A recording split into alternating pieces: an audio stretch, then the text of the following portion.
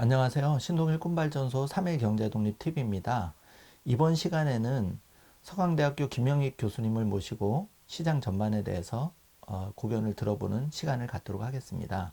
교수님 예, 안녕하십니까? 안녕하십니까. 예. 예, 김영익 교수님은 최근 투자의 미래라는 책에서 앞으로 또 3년에 대한 전망을 해주셨고, 제가 그 교수님 정말 꼭 모시고 싶었던 게 여러분 이게 이제 그 3년 후 미래라는 책 2016년, 15년, 16년, 17년을 전망한 책인데 정말 저도 현직에 있지만 굉장히 이렇게 쪽집게처럼 잘 맞히셔서 이런 생각이 들었어요. 아, 그때 제가 교수님 좀 말씀하신 금에 대해서 좀 더 관심을 기울이고 투자자한테도 좀 잘 조언을 해드렸으면 많은 수익을 좀 내드렸을 텐데 이런 생각을 했었거든요, 예, 교수님.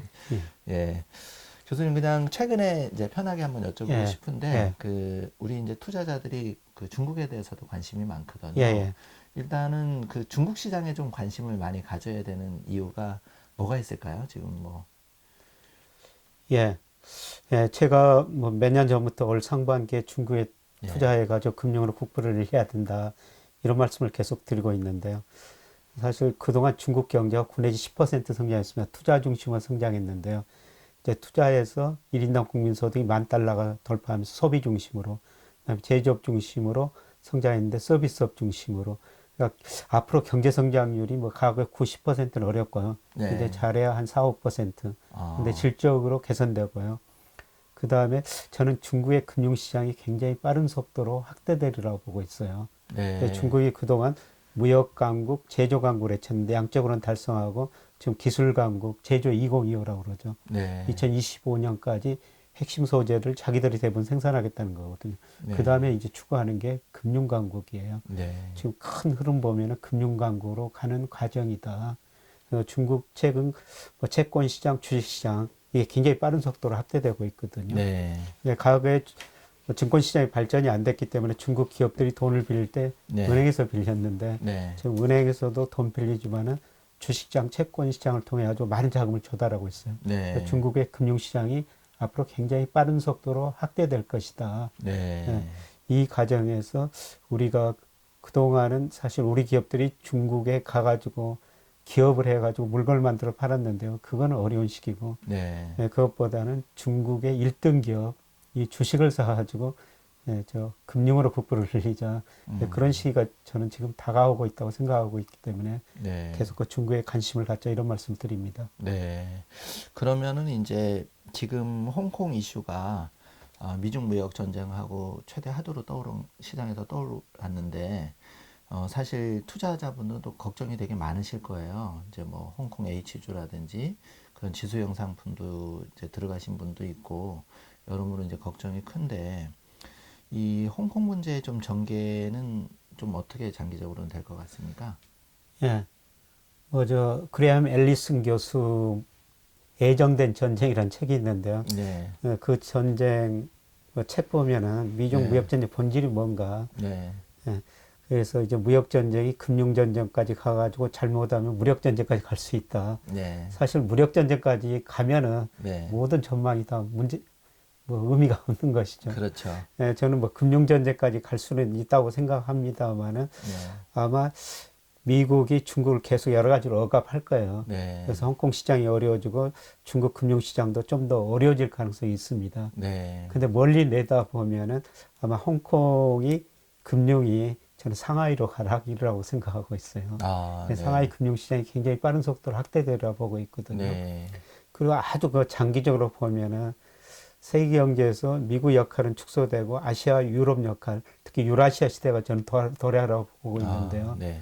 그래서 중국, 아시아, 유럽하고 크게 지역 경제를 저는 형성하리라고 보고 있거든요. 네. 저는 장기적으로는 1940년대 2차 전쟁 이후고 미국이 세계 경제를 주도하고 있습니다. 미국의 역할은 축소되고 갈수록 아시아하고 유럽, 유라시아라고 그러는데 그 역할이 커지리라고 보고 있습니다. 네. 그 역할을 중요하게 중국이 할 거라고 보고 있기 때문에 네. 미국 사람들이 홍콩에서 빠져나가더라도 유럽 금융회사, 유럽 투자자들이 홍콩, 중국에 들어오리라고 보고 있거든요. 네. 그래서 이번 충격으로 인해 가지고 홍콩, 중국 주식시장이 많이 어려워진다면은 뭐 그렇게 크게 어려워지지는 않을 것 같습니다만은 저는 멀리 내다보고 아주 적극적으로 투자할 시기라고 보고 있습니다. 네. 그러면은 이제 뭐 조지 소로스라든지 투자의 대가들의 또 자금이 향후에 이런 사태 이후에 어떻게 좀 움직이는지도 우리가 좀 관찰할 필요가 있을 것 같고, 저도 이제 교수님 말씀대로 전체적으로는 세계 시장이라는 게 예, 어느 미국만 잘 갈 수도 없고 중국만 잘 갈 수도 없고 특정국가 잘 갈 수는 없기 때문에 결국은 이제 장기적으로 서로 그 자국의 이익을 크게 해치지 않는 범위 내에서 접점을 찾아가리라고는 생각이 예, 들거든요. 예, 예. 어느 쪽도 극단적인 파국은 원하지 않을 예, 테니까. 예. 예. 근데 뭐 소장님도 금융회사 오래 근무해서 잘 아시겠습니다만은 네.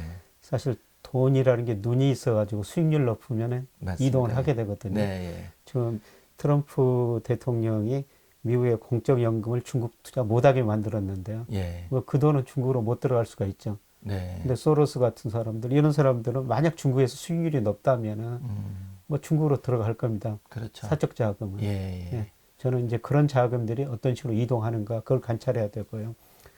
그런데 뭐 파국까지는 가지 않으라고 말씀을 드릴 수가 있습니다만 사실 세계 경제 문제가 갈수록 조종자 역할은 축소되고 있거든요. 그러니까 그동안 우리가 뭐 G7, G20, 그 다음에 중국, 미국 G2라고 그랬지 않습니까? 네. 근데 저는 G0 시대라고 생각하고 있어요. 어, 그러니까 미국, 중국 정부의 힘은 굉장히 강화되고 조종자 역할, IMF, 뭐 WHO, WTO 이 네. 역할이 갈수록 축소되라고 보고 있거든요. 네. 예, 그거는 분명히 문제는 문제일 텐데 네. 예, 그럼에도 불구하고 세계 경제가 저는 파국까지는 안 가고 음. 한들은 보면 세계 소비축이 미국에서 아시아 쪽으로 이전되는 과정이다. 아, 예, 그래서 그동안 우리가 저 금융 측면에서 보면은 미국에 투자하고 돈을 많이 벌었는데 네. 미국도 투자해야 되겠지만은 상대적으로 저는 아시아 비중을 늘릴 시기라고 보고 있는 것이죠. 네. 저도 굉장히 그 교수님 말씀 공감하는 게 사실 뭐 우리가 한 5년 전만 하더라도 굉장히 좀 중국에 투자를 많이 하자 해서 중국 관련 책들도 많이 나오고 많이 사실 그랬는데 이제 뭐 투자자들 입장에서 여기 시청하시는 분들 중에서도 이제 중국을 아예 그냥 거들떠도 안 보는 분들이 몇 분 계실 거예요. 그런 이유가 이제 제대로 모르고 섣불리 투자를 하다 보니까 타이밍도 안 맞았고 그래서 사실 물렸다거나 이렇게 손해를 보신 분도 꽤 예, 있으시거든요. 그런데 반면에 이제 뭐 슈퍼리치 고객들 중에 발 빠른 고객 중에서는 예, 중국에 투자해서 예, 50%, 100%까지 또 수익을 내신 분도 예, 계시더라고요. 그렇게 봤을 때 이제 교수님 말씀대로 우리가 좀 자금이 어디로 가는지 돈은 돈에 눈이 달렸다는 말을 예, 부자들도 그걸 얘기를 예, 하시거든요. 예, 예, 그걸 따라가면 제일 예, 예. 정확하다. 네. 그래서 지금 뭐 제가 중국 이야기하면은 대부분의 뭐 투자자들 금융회사 사장들께서도 네. 거부감을 많이 일으키셔요. 네. 뭐 중국 건 믿을 수 없는 나라냐. 음, 그런데 사실 뭐 일부 저 금융회사에서 2007년, 2008년에 중국 투자를 많이 했었죠. 네. 근데 그때 상하이 종합주가 지수가 6천까지 올라갔다가 투자하고 네. 나서 1,800까지 떨어졌거든요. 맞습니다. 예, 그때 중국에서 많은 실망을 가진 것 같습니다. 예. 근데 저는 큰 흐름은 맞았는데 예. 모든 게 시기 때라고 있거든요. 타이밍이 다 예, 맞아요. 타이밍인데 예. 예. 너무 앞서가지 않느냐. 음, 예, 저도 시기 때는 정확히 알 수가 없죠. 근데 저는 그 시기 때가 지금 다가오고 있다. 예, 아, 그래서 지금 예, 금융으로 중국에서 특히 그 금융으로 국부를 늘려야 된다. 이런 말씀을 계속 드리고 있는 겁니다. 네.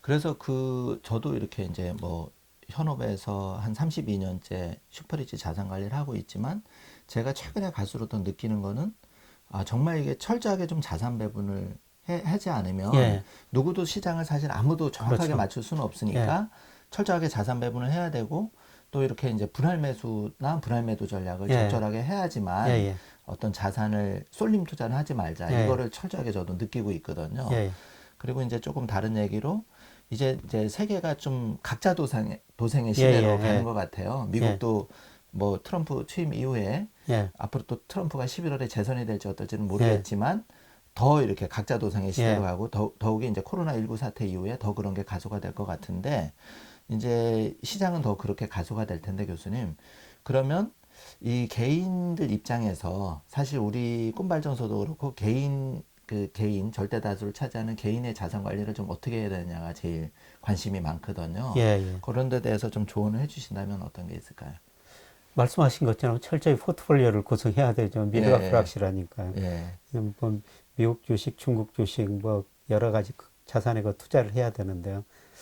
근데 전체적으로 보면은 좀 우리 가계 자산 중에서 한 68%가 부동산이거든요. 네, 50대 후반 이상 분들은 80% 이상이 부동산이에요. 네, 저는 부동산 비중이 너무 높다고 생각하고 있습니다. 네, 부동산 가격이 앞으로 어떻게 되느냐, 그게 따라 달라질 수가 있습니다. 50% 너무 높다고 생각하고 있고요. 그래서 우리나라 최근과 가계 자산 배분 보면은 부동산 비중은 상대로 줄어들고 금융자산 비중은 서서히 늘어나는 추세고요. 네, 그 다음에 금융자산 중에서 우리나라 주가가 거의 10년 가까이 정체되다 보니까 주식 비중은 줄어들고 채권 비중 늘어났고, 네, 그 다음에 해외 자산 비중이 많이 늘어나고 있는 추세거든요. 네, 대표적으로 저 국민연금 보면요. 국민연금이 2010년에 해외 주식 투자 비중이 국민연금 자산 중 6%였어요. 네. 작년에 23%까지 올랐거든요. 어, 국내 주식 18% 훨씬 높아요. 아, 네. 근데 작년에 국민연금이 해외 주식 투자 가지고 무려 31% 수익을 냈습니다. 31%나 예, 됐습니다. 와. 대단한 돈이죠. 뭐 그 돈이면은 국민연금 가입자한테 1년 주고 남을 돈이거든요. 아, 그렇게 해외 투자가 중요하다는 거죠. 물론 작년에는 좀 비정상적이죠. 네. 작년에 그렇게 수익을 많이 냈으니까 올해는 좀 줄어들 것 같습니다만은 네. 마이너스가 될 수 있는데요. 네. 평균적으로 보면은 우리가 해외 투자를 할 수밖에 없는 상황이라는 거죠. 아, 예. 야, 정말 저도 공감을 크게 하는 부분이고요. 사실 뭐 아파트나 빌라 앞에 외제차가 딱 벤츠 이렇게 한 대 서 있는 걸 보고 사람들이 뭐 빌라 살면서 전세 살면서 욕을 많이 했단 말이에요. 저렇게 한데 알뜰하게 저축을 안 하고 허례허식으로 이렇게 한다 했는데 이게 뒤집어 보면 사실 집값이 너무 비이성적으로 많이 예. 올랐고 그러면 10억짜리 또는 20억짜리 집인데 일반 직장인들이 뭐 20년, 30년 모아도 예. 사실 장만하기가 쉽지 않단 말이죠. 예. 근데 여기서 중요한 거는 지금 그런 과연 영끌까지 이렇게 모아서 대출까지 얻어서 10억이나 20억짜리 집을 장만해도 그게 과연 2배, 3배가 과거처럼 될 거냐는 거는 저는 퀘스천이거든요. 예. 예. 그래서 그런 관점에서 보면 이제 부동산의 그 상승률은 좀 둔화가 될 거고 예. 반면에 이 언택 시대가 도래해서 이미 우리가 보고 있듯이 카카오라든지 예. 그런 굉장히 이제 뭐 아마존이라든지 예. 기술주들이 약진을 하고 있지 않습니까, 예. 교수님? 그러면 거기서 과연 새로 부를 창출할 수 있는 예. 기회가 온다고 보시는 건가요? 예. 그렇죠. 그래서 우리나라 지금 집값이 얼마나 높냐 낮냐 그거는 그 PIR이라고 네. 하거든요. 네. 예를 들어 가지고 몇 년 모아야지 집을 살 수 있느냐 뭐 네. 그런 것으로 이야기가 되는데요. 예. 뭐 작년 말 뭐 올해 뭐 KB에서 그거를 분기별로 발표를 하더라고요. 네. 그거 보니까 서울이 한 14배 정도 돼요. 네. 그러니까 14라는 것은 무슨 이야기냐면 네. 우리 저 평균적인 근로자가 네. 하나도 안 쓰고 14년 모아야지 아휴, 서울에 있는 네. 가운데 있는 아파트 하나 살 수가 있다는 거죠. 네. 이게 제가 생각에는 너무 높습니다. 맞습니다. 예, 예. 다른 뭐 런던이나 그다음에 동경, 뭐 뉴욕보다도 더 높은 수준이거든요. 네. 서울 집값이 너무 높다. 네. 그래서 저는 장기적으로 우리나라 인구 구조와 경제 성장, 우리 경제가 지금 점차 저는 뭐 미국은 인플레이션 문제가 대두되고 있는데 우리는 현재 디플레이션 상황에 가까워지고 있거든요. 네. 이런 것 보면 집값이 지속적으로 오를 수는 없다. 네. 그리고 과거에는 금리가 떨어지면 자산가격이 올랐거든요. 네. 그런데 최근에는 우리 주식시장 보면은 예. 금리하고 주가가 같은 방향이에요. 아. 금리가 올라야 주가가 오른 겁니다. 아, 근데 그래요? 금리가 예. 오른다는 것은 경제가 좋아진다는 거예요. 네. 예. 자산 가격을 결정하는 요인 중 금리보다는 저는 소득, 경제 성장이라고 보고 있거든요. 예. 근데 경제 성장률이 뭐 한국은행이 올해 또 마이너스 0.2%로 수정했습니다. 갈수록 네. 떨어지고 있어요. 그렇죠. 예. 이런 거 보면은 과거처럼 부동산 가격은 오를 수가 쉽지 않다. 네. 네, 그래서 부동산 비중은 좀 줄이고 금융자산 투자를 늘려야 되는데 말씀하셨습니다만은 지금 코로나로 정말 큰 자연이 사람들 생활에 변화를 요구하고 있는 거거든요. 그래서 미국에서도 뭐 아까 말씀 주식이 많이 올랐고 우리나라도 네이버나 카카오 네. 뭐 이렇게 큰 흐름의 변화라고 생각하고 있습니다. 예. 그러니까 이런 변화를 타면 얼마든지 이제 금융으로서 개인의 음. 부를 저는 늘릴 수 있다고 생각하고 있습니다. 아, 정말 좋은 말씀이신 것 같아요. 사실 10억을 일반 서민이 장만할 수도 없고 연봉이 3천인데 5천인데 사실 어렵거든요. 그러니까 일반 직장인들이 사실 매월 50만 원, 100만 원 저축하기가 굉장히 어려운 시대인데 그 부동산을 돈을 모아서 하는 거는 굉장히 어렵고 예, 또 거기에 투자에 대한 미래가 사실은 좀 불투명할 수도 예, 있거든요. 예, 과거처럼 이렇게 예, 뭐 자고 나면 부동산 가격이 예, 상승한 건 분명히 아니기 때문에 그리고 이제 실물이 충격이 오면 분명히 또 부동산이 조정받을 수 있는 가능성도 열어놔야 되기 때문에 예, 교수님 말씀처럼 그냥 내가 30만 원, 50만 원 어렵게 그 정도는 매월 저축을 할 예, 수 예, 있으니까 누구나 마음만 예, 먹으면 그러면 그걸 가지고 우리가 해외 우량 주식 중에 30만 원, 50만 원 하는 예, 뭐 300달러, 500달러 예, 하는 거는 예를 들면 뭐 스타벅스 예, 주식부터 엔비디아라든지 마이크로소프트라든지 예, 조금 더 돈을 모으면 상여금을 타면 아마존 주식 예, 정도는 살 수 예, 예, 있다는 예, 거죠. 그렇죠. 그랬을 때 이제 그 과연 아마존이 우리가 지금 충격이 왔을 때 1600달러까지 떨어졌었거든요. 예, 3월 예, 19일 날 충격 예, 예, 왔을 때. 예, 그런데 지금 이미 예, 2410달러대를 전고점을 돌파를 예, 해버렸거든요. 예, 이렇게 되면 정말 교수님 말씀처럼 우리가 좀 새로운 마인드를 가지고 예, 시장을 좀 접근해야 되지 않나. 예, 어떤 개인의 자산 투자도 그런 생각이 많이 듭니다, 예, 교수님. 예. 예.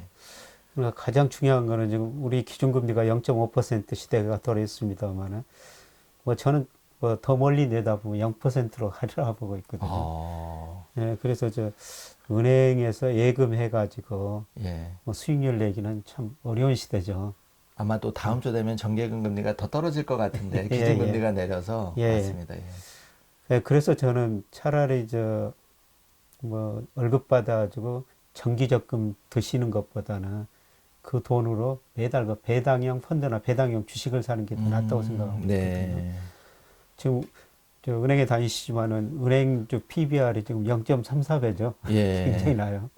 그 은행 주식 사가지고 배당 받으면은 예. 지금 뭐 4% 안팎일 겁니다. 네, 맞습니다. 예, 제가 뭐 포스코, 삼성전자, 현대차 이런 거 임직원들 강의하면서 드리는 말씀은요. 예. 월급 받아가지고 그 돈을 예. 은행에다 맡기지 말고 정기적금 들지 말고 예. 당신 내에서 주식을 사가지고 배당을 받아라. 음. 예를 들어서 포스코 배당 수익이 올해 5%가 좀 넘을 겁니다. 예. 대단하시네요. 예. 근데 포스코 PBR이 예. 0.4배 정도밖에 안 예. 돼요. 예. 근데 미래 성장성이 낮다고 그래서 주가가 저평가돼 있습니다만은 사실 PBR 0.4라는 것은 굉장히 싸거든요. 네. 그래서 주가가 크게 추가적으로 크게 하락할 여지는 별로 없다. 네. 예. 주식 사가지고 배당금 받으면은 은행 네. 이자보다 훨씬 더 높다. 음. 그래서 저는 배당 투자는 꼭 하셔야 된다고 생각합니다. 예. 정말 좋은 말씀이신 것 같고요.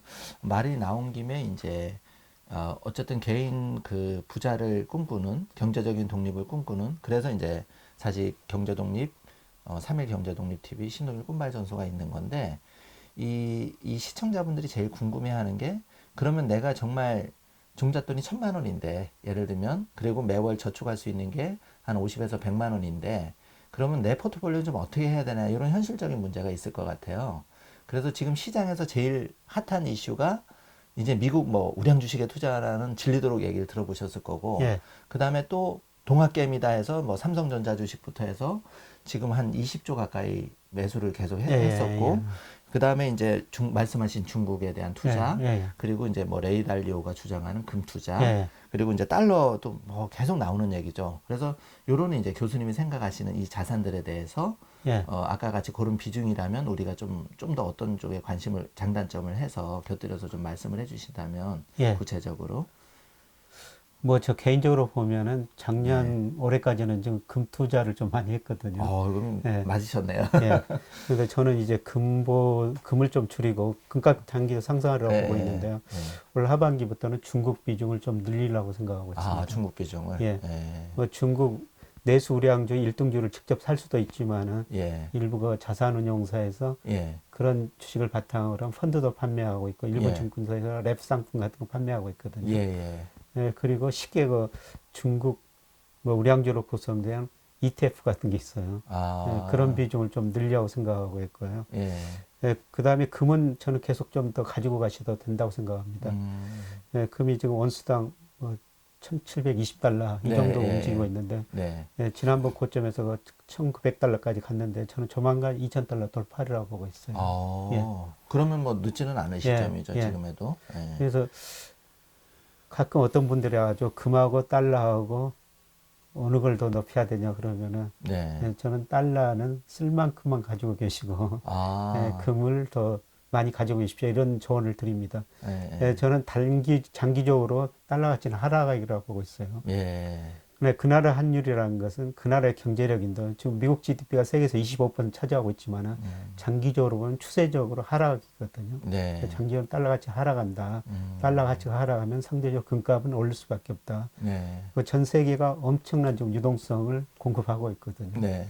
예, 돈이 많이 풀리면 금값이 오를 수밖에 없고요. 네. 그 다음에 요새 그 미국에서 인플레이션 논쟁이 재개되고 있습니다만 네. 이 돈을 워낙 많이 풀었기 때문에 언젠가는 지금 당장은 아니다 인플레가 발생하거든요. 그게 뭐 1, 2년 내는 아닐 수가 있지만 네. 뭐 3, 4년 후 내다 보면 예. 인플레가 올 수가 있어요. 음, 인플레가 오면 헤지 수단은 금이라는 거죠. 예, 그래서 금도 포트폴리오에서 일정 부분 꾸준히 가지고 계시는 게 좋을 것 같고요. 근데 뭐 잘 아시는 건 금 투자는 그 오렌 버핏이 금은 알을 낳지 않는 암탉이다. 그렇죠. 그런 이야기를 예, 했는데 예. 우리가 채권 사면 이자 나오고 주식 사면 배당이 나오는데 네. 금은 이자도 배당도 없죠. 뭐 시세 차익만 누릴 수가 있는 건데요. 저는 오르락이기 때문에 금도 일정 비중 유지하고요. 예. 예, 그 다음에 지금 우리 동학개미운동이라고 그래가지고 처음에가 삼성전자 주식을 많이 샀다고 그러셨는데 네. 근데 최근 좀 실망이 좀 클 것 같습니다. 지금 그렇죠. 네이버, 49,000에서 5만 원에서 왔다 갔다 예, 하니까, 네. 삼성전자는 계속 안 오르고 예, 있는데 예. 예, 저는 올 4분기 이후로는 달라지리라 보고 있거든요. 그래요. 예, 네. 예, 외국인이 주식을 사리라고 보고 있습니다. 그럼 오히려 동학개미가 예, 맞을 수도, 예. 예. 근데 그때까지 견디고 좀 계셔야 되는데 음, 외국인들이 우리 주식을 사고 팔 때 가장 뭐 멀리 내다보는 것은 한국 경제 기업 수익이지만 단기적으로 환율이거든요. 네. 좀 환율이 계속 오르고 있죠. 중국 네, 위안화가 예. 가치가 떨어지니까요. 그렇죠. 예. 우리는 중국 위안화와 연동돼서 움직일 수밖에 없습니다. 중국 예. 의존도가 높으니까요. 예. 그런데 최근에 미국이 엄청난 돈을 풀고 있어요. 예. 미국이 우리나라보다 돈을 훨씬 더 많이 풀고 있으면은 예. 이게 시차 아마 9개월 후가 가장 영향이 큰데요. 예. 환율이 떨어지거든요. 원화 가치가 상승합니다. 네네. 그러니까 지난 3월부터 미국이 엄청난 돈을 풀고 있으니까 이게 시차를 두고 저는 월 4분기에는 우리 환율에 영향을 미치라고 보고 있거든요. 환율이 올라가다가 다시 떨어지리라고 보고 있어요. 1250원까지 계속 치솟다가 그 이상도 다시 1100원. 갈 수가 예, 있습니다. 예, 예. 근데 1200원 뭐 이하로도 떨어질 수 있다고 보고 있어요. 뭐 4, 4분기 정도에는 예, 예, 그게 4, 조정될 4분기. 수 있다. 네. 예. 뭐 내년 봄 가서는. 예. 그럼 환율이 떨어질 것 같으면 외국인들이 한국 주식을 살 거라는 거죠. 그렇죠. 예, 근데 외국인들이 한국 주식 살 때 삼성전자를 안 살 수는 없을 것 같습니다. 그렇죠. 우리 코스피에서 차지하는 비중도 예. 있고, 예. 예. 글로벌 예, 유동성이 좋고 예. 그리고 장기적으로 예, 저는 중요한 생산 요소가 원유하고 반도체라고 보는데요. 네. 근데 원유 수요는 갈수록 증가세가 둔화되거든요. 예. 근데 반도체는 모든 거에 다 들어가요. 뭐 산업의 자동차에도. 쌀이니, 예, 그렇죠. 산업 쌀이라고 예, 그러죠. 예. 그래서 우리가 이제 삼성전자, SK, 하이닉스가 얼마나 경쟁력을 유지하느냐 그게 네. 문제인데 반도체 수요는 전반적으로 계속 늘어날 것 같습니다. 네. 이렇기 때문에 저는 4분기에는 외국인이 우리 주식 사고 대표적으로 삼성전자를 살 것이다. 이러한 의미에서 뭐 앞으로 조금 뭐 저는 하반기에 주가가 좀 많이 떨어질 수 있다고 보는데요. 뭐 그때 견디시든지 비중을 조금 더 늘리시는 게 좋을 것 같습니다. 예. 교수님, 그러면 제가 이제 또 현직 PB니까 좀 더 풀어서 예. 교수님 말씀을 제가 해석을 해보고 우리 그 삼일경제독립 시청자한테 좀 도움을 드리려고 하는데, 디테일하게 그럼 미국 주식은 우리가 보통 투자할 때 달러로 환전을 해서 미국 주식을 이제 산단 말이에요. 그러면 이제 환율이 뭐 1,100원에 가깝든 아니면 1,300원에 가깝든 그거는 이제 감소하고 예. 그 원화를 달러로 바꿔서 이제 미국 우량 주식을 사고 그때 이제 주식 가격에 맞게 예. 이거는 이제 뭐 나스닥에 상장된 주식을 예. 각 증권사에 가가지고 그냥 예. 계좌 개설하고 사시면 되는데, 이 투자자분 중에서는 지금 중국 시장이 좀 불안하니까 과연 내가 중국 시장을 이제 미국 그 나스닥에서도 퇴출된다는 얘기도 있고 자꾸 이러잖아요. 예. 그럼 과연 구체적인 투자 방법을 좀 어떻게 해야 되느냐? 예. 중국 주식에 바로 본토 시장에 가서 위안화로 바꿔서 투자를 해야 되는지 거기에 대해서 잠깐 설명을 해주신다면. 예. 지금 뭐 나스닥에서 중국 주식 뭐 퇴출시킨다. 근데 미국이 고민이 많을 거예요. 예. 만약 뭐 미국이 중국 주식을 나스닥에서 퇴출시키면요. 예. 저는 중국 그 기업들이 예. 유럽 시장에 상장되리라고 보고 있거든요. 아, 오히려 예. 미국 시장에서 나와서 유럽 예, 시장에 유럽 성장된다. 예, 그러면 미국의 주시장 의미가 달라질 수가 있어요. 그래서 아마 미국 뭐 많이 고민을 할 것 같습니다. 그 생각까지는 저도 못했는데 교수님 예. 말씀을 듣고 보면 그럴 수도 있겠네요. 예, 예. 예. 예, 그리고 뭐 저는 장기적으로는 달러 가치 하락하고 위안화 가치 상승이라고 보고 있거든요. 네. 예, 그러니까 중국 주식 살 때는 저는 한 해지는 안 하시는 게 예, 그럼 위안화로 바꿔서 그냥 위안화를 들고 있는 거죠. 예, 중국 위안화 주식을. 두고 중국 주식. 예, 그러면은 예. 장기적으로 위안화 가치 상승하고 중국 주식도 오르기 때문에 예. 두 쪽에서 이익을 낼 수 있다고 생각하고 있거든요. 음. 근데 구체적으로 뭐 중국 어떤 주식을 사냐 그거는 그렇죠. 예, 그거는 뭐 증권사에서 우리 판단의 문제고. 소장님이 예. 더 잘하실 것 같고 뭐 저는 뭐 직접 개별 주식을 중국 주식 사는 것보다는 그래도 좀 리스크가 있으니까 그렇죠. 그렇죠. 예, 좀 그런 일등 우량주로 구성된 펀드나 렉 같은 상품을 투자하시는 게 개인 입장에서는 더 좋을 것 같습니다. 예를 들면 뭐 KB증권이라든지 그런 삼성증권이라든지 증권사가 많잖아요. 예. 그리고 은행도 또 요즘 펀드도 나왔고 예, 예, 중국 주식에 뭐 통중국 펀드라든지 예. 굉장히 성과도 좋은 펀드들도 있거든요. 예, 예. 그럼 그런 펀드로 해서 펀드 매니저에 좀 역량 의존해가지고 예. 한번 이렇게 일단 리스크를 낮추기 위해서 여러 개를 묶은 펀드에 예, 투자를 그렇습니다. 하시거나 아니면 이제 뭐 KB증권이나 랩으로 예, 투자를 하시거나 뭐 삼성증권이나 예, 키움증권에서 예. 랩을 투자하시고 그 다음에 이제 뭐 ETF라든지 예, 중국 ETF 예, 있습니다. 그렇게 해서 뭐 중국 시장에 바이로 해서 위안화로 해지하지 말고 예. 그렇게 하시라는 예, 말씀이시잖아요. 그렇습니다. 그리고 뭐 아직까지는 이제 뭐 좀 나스닥이나 상장된 중국 우량 주식도 괜찮다고 보시는 거죠. 예, 예, 그렇습니다. 예. 예, 예. 좀 의문점이 많이 해소가 됐고 그 다음에 이제 그 금 같은 경우도 사실은 부자 고객들 슈퍼리치들은 이미 3, 4년 전에 예. 3, 4년 전에 예. 골드바 붐이 불어서 사실 예. 많이 사셨거든요. 예. 뭐 20개, 1kg 바 뭐 20개 예. 사신 분도 있고 50개 사신 분도 있으신데 일반 투자자 입장에서는 가격 부담도 되고 그런 부분이 있잖아요. 예. 그러면 교수님 말씀하신 대로 조금 금 관련 ETF라든지 예. 그런 이제 펀드라든지 예. 신탁을 활용해서 그렇죠. 좀 투자를 하시는 방법도 있죠. 그건 뭐 소장님 현장에서 누구보다 잘 아실 텐데 뭐 실물로 사면 부가세도 내야 되고 보관도 쉽지 않고 또 금액이 크지 않습니까? 네. 근데 금 ETF를 하려면은 지금 한 13,000원. 그다음에 레버리지는 17,000원 정도 하거든요. 네, 레버리지 상품도 있어요. 예. 금값 1% 올 때 완전히 비례 관계는 아니고 1%. 예. 네, 저는 뭐 그동안 레버리지 상품을 좀 금값이 오른다고 보고 있기 때문에 네. 레버리지를 많이 활용했는데요. 예. 17,000원 좀 한 주 살 수가 있어요. 그러면은 사실 그건 누구나 마음만 먹으면 내가 조금 전략해도 예. 매주에 한두 주씩은 충분히 살 수 그렇죠. 있는 언제든지 그 사고 팔 정도. 수 있으니까. 예, 사고 팔 수 뭐 있고. 그런 식으로도 꾸준히 뭐 모아가셔도 괜찮을 것 같습니다. 네. 또 이제 한 가지 뭐 팁을 드리면 우리가 자녀에 대해서 교육이 되게 뜨겁듯이 굉장히 그 교육에 대한 열의는 뜨거운데 예. 우리 자녀한테 좀 경제적인 독립을 하려면 씨앗을 뿌려줘야 되는데 예. 그 씨앗 입장에서는 자녀가 돈이 없으니까 예. 사실 신탁이라는 제도가 은행에 좋은 제도가 예, 예, 있거든요. 예, 예. 그런데 그걸 의외로 활용하는 사람이 드물어요. 예, 예. 그러니까 골드바 딱 생각하면 1kg에 내가 6천만 원 주고 그거를 사야 되느냐 했을 때는 차 한 대 값인데 그걸 살 수 있겠습니까? 못 사죠. 예, 예. 그런데 뭐 국민은행 같은 경우도 이제 그 신탁을 활용하면 예, 예. 자녀 이름으로 적립식으로 예. 10만 원이든 50만 원이든 예. 적립을 해줄 수가 있거든요. 예. 그러면 5년이나 10년 뒤에 그거를 이제 자녀가 실물로 인출을 해도 되고 예. 계속 그걸 받아서 거래를 하셔도 된다는 얘기죠. 예. 그러니까 이제 요거를 보시는 이 방송을 보시는 아버님들 계시면 그런 신탁을 활용해서 꼭 국민은행이 아니라 뭐 예. 다른 은행들도 우리나 하나은행이나 다른 은행들도 신탁이라는 좋은 제도가 있어요. 그 제도를 활용해서 조금 자녀한테 사전에 예. 뭐 1,000만 원, 2,000만 원, 3,000만 원, 5천만 원까지는 또 성인 자녀는 증여세도 없으니까 그런 식으로 좀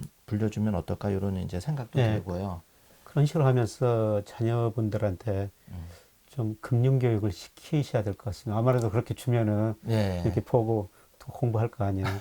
근데 제가 정말 안타까운 것은 네. 우리 저 학교에서 금융교육이 거의 별로 제대로 되고 있지 않다는 거거든요. 맞습니다. 예. 예, 얼마 전에 저 한 공무원 대상으로 강의해 봤더니 이 주식이라는 걸 굉장히 싫어해요. 예. 그 투기적인 시장이다. 해서는 안 된 거다. 아. 이런 식으로 생각하고 있거든요.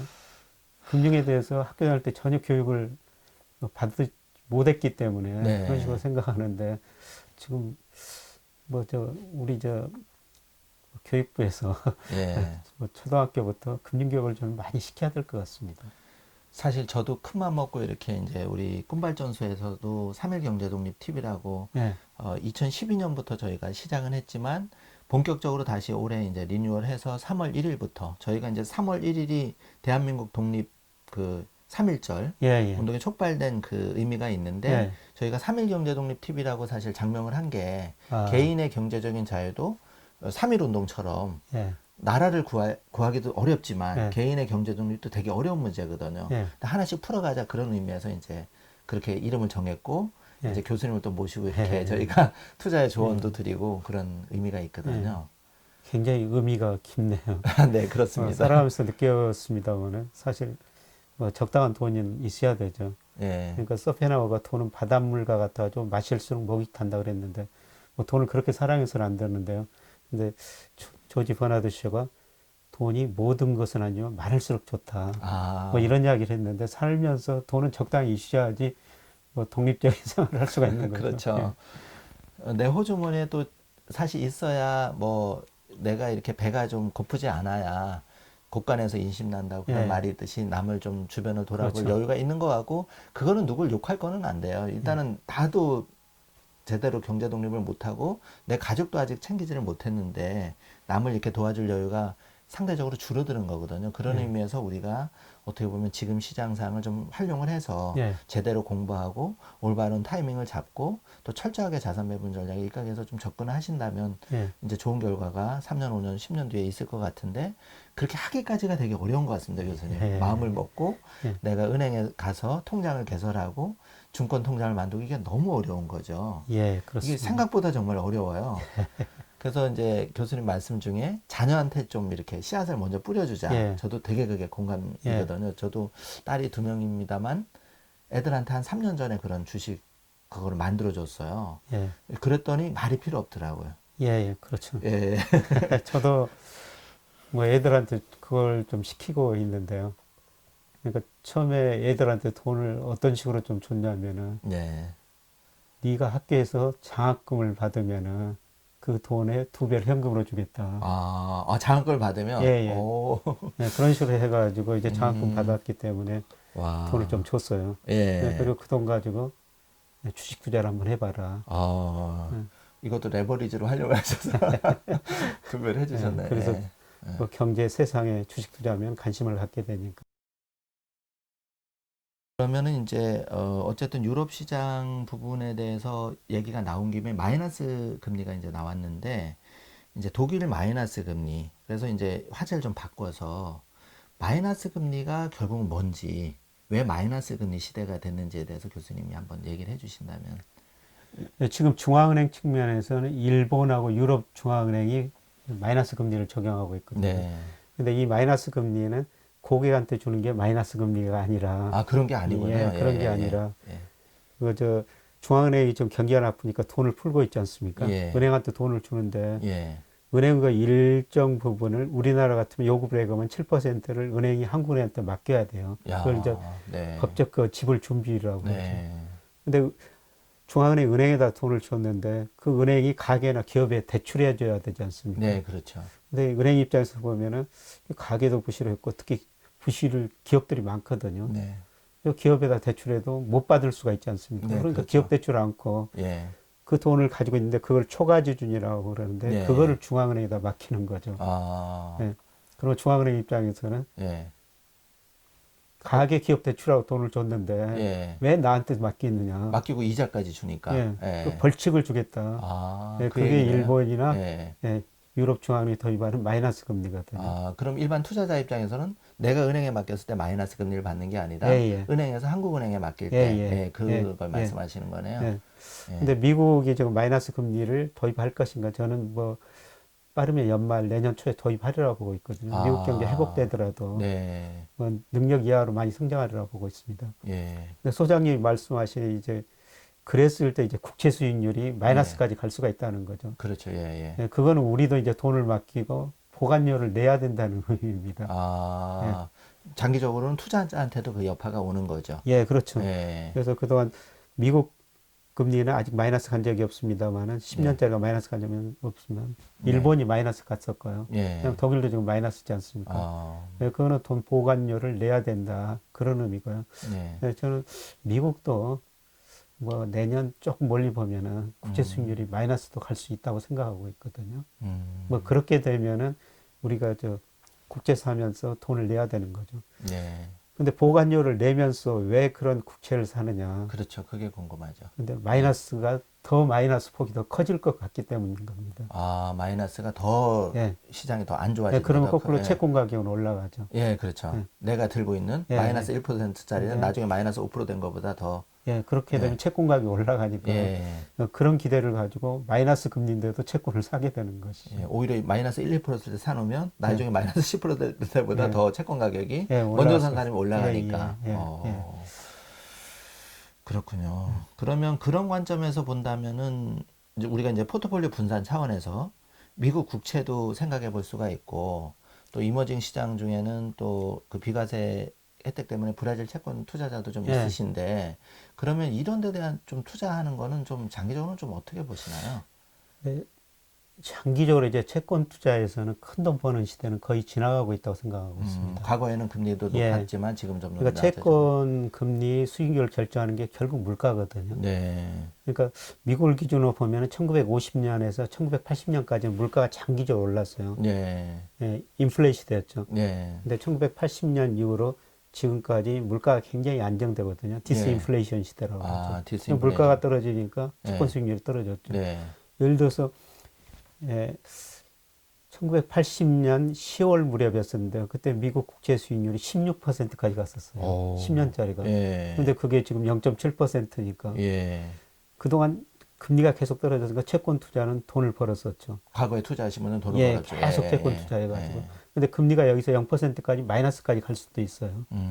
예, 그런데 과거보다 이제 금리가 떨어지는 폭이 줄어들고 네. 그 기간도 머지 않았다고 생각하고 있습니다. 아, 예, 저는 그래서 미국에서 저 인플레이션 논쟁이 일어나고 있는데요. 네. 뭐 그거는 수요 측면에서 정부 중앙은행이 돈을 많이 푸니까 뭐 네. 수요가 회복될 것이다. 그 다음에 지금 저 코로나로 네. 미중 무역 전쟁하면서 세계 공급 가치사들이 네. 지금 어긋나고 있다. 그러니까 예를 들어 가지고 미국 월마트에 가면은 절반 이상이 중국 상품이거든요. 네. 예, 그런데 만약 미국 정부가 중국 상품을 못 들어오게 막는다면은 네. 예, 미국 물가가 오를 수밖에 없어요. 아, 그래서 그러네요. 물가가 오르면은 예, 다시 그 금리 오르고 채권 가격이 떨어지게 되는 거죠. 예. 근데 앞으로 1, 2년은 저는 채권 투자해서 돈 벌 수가 있는데요. 예. 조금 더 멀리 내다보면은 언젠가는 한번 인플레 시대가 온다는 거거든요. 인플레가 오면은 금리 오르고 채권 가격이 떨어지니까 네. 큰 흐름 보면 이제 채권 투자해가지고 지난 한 30년처럼 네. 큰 돈 버는 시대는 지금 지나갔다는 겁니다. 그럼 이제 비중으로 따지면 과거에는 채권 투자 비중이 좀 5, 60% 높았다면 지금 시대에는 조금 비중이 더 예, 낮아지는 비중 좀 줄이고.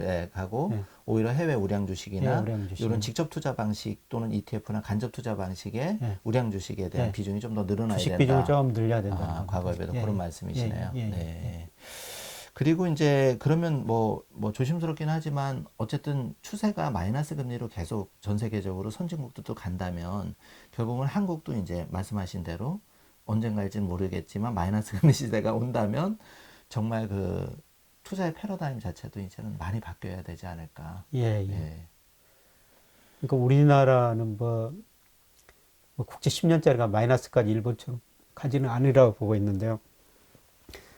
근데 우리나라 뭐 경제 성장을 떨어지고 물가 안정되고 그 다음에 우리 저축이 투자보다 높아가지고 돈이 남아도는 경제거든요. 예.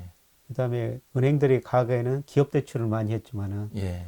기업이 갈수록 투자를 줄이니까 기업 자금 수요가 상대적으로 줄어들고 있어요. 네. 그래서 은행이 보니까 최근에 채권을 많이 사고 있거든요. 네. 예, 그래서 금리는 더 떨어질 수밖에 없습니다. 아, 많이 예, 찾으니까 아무래도 금리 내려가겠죠. 예, 예. 예, 그런데 뭐 과거처럼 이제 우리 금리가 지금 3년짜리 국채 수익률이 최근에 보니까 0.8%까지 떨어졌지 예. 않습니까? 네.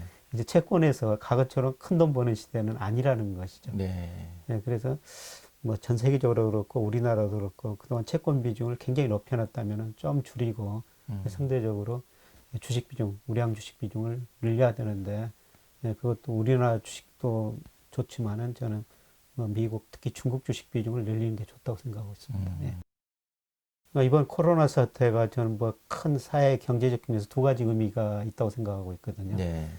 부의 불균형을 좀 해소시켜라 이런 의미도 있고요. 예. 네, 그 다음에 기후 변화 문제죠. 네. 우리가 너무 화석연료를 많이 쓰다 보니까 네. 뭐 자연을 너무 파괴하다 보니까 네. 이런 코로나 사태도 터졌다. 예. 그리고 이런 위기가 오면은 우리가 어떤 변화가 예상했는데 그런 변화가 굉장히 빨리 오는 거예요. 네, 그래서 우리나라 주식시장 보면은 정말 차변화가 심화되고 있지 않습니까? 네, 맞습니다. 네, 다행히 그 전기차 그리 많이 갈 텐데요. 그 2차 전지 그거는 우리나라 기업들이 세계 최고의 경쟁력을 가지고 있기 때문에 LG 뭐 LG화학이나 예. 삼성 예. SDI 네. 뭐 그건 정말 굉장히 다행이네요. 다행스러운 예. 일입니다. 예. 예. 그러면은 이제 어쨌든 유럽 시장 부분에 대해서 얘기가 나온 김에 마이너스 금리가 이제 나왔는데 이제 독일 마이너스 금리. 그래서 이제 화제를 좀 바꿔서 마이너스 금리가 결국은 뭔지, 왜 마이너스 금리 시대가 됐는지에 대해서 교수님이 한번 얘기를 해주신다면. 예, 지금 중앙은행 측면에서는 일본하고 유럽 중앙은행이 마이너스 금리를 적용하고 있거든요. 네. 근데 이 마이너스 금리는 고객한테 주는 게 마이너스 금리가 아니라 아, 그런 게 아니군요. 예, 그런 예, 게 예, 아니라 예. 그 중앙은행이 좀 경기가 나쁘니까 돈을 풀고 있지 않습니까? 예. 은행한테 돈을 주는데 예. 은행의 일정 부분을 우리나라 같으면 요구를 해가면 7%를 은행이 한국은행한테 맡겨야 돼요. 야, 그걸 이제 네. 법적 그 지불 준비라고 그러죠. 네. 근데 중앙은행 은행에다 돈을 줬는데 그 은행이 가게나 기업에 대출해 줘야 되지 않습니까? 네, 그렇죠. 근데 은행 입장에서 보면은 가게도 부실했고 특히 부실을 기업들이 많거든요. 네. 기업에다 대출해도 못 받을 수가 있지 않습니까? 네, 그러니까 그렇죠. 기업 대출 않고 예. 그 돈을 가지고 있는데 그걸 초과지준이라고 그러는데 네. 그거를 중앙은행에다 맡기는 거죠. 아, 예. 그리고 중앙은행 입장에서는 예. 가계 기업 대출하고 돈을 줬는데 예. 왜 나한테 맡기느냐? 맡기고 이자까지 주니까. 예. 예. 그 벌칙을 주겠다. 아, 예, 그 그게 얘기네요. 일본이나 예. 예, 유럽 중앙은행이 도입하는 마이너스 금리거든요. 아, 그럼 일반 투자자 입장에서는 내가 은행에 맡겼을 때 마이너스 금리를 받는 게 아니라 예, 예. 은행에서 한국은행에 맡길 예, 때 예. 예, 그걸 예, 말씀하시는 거네요. 예.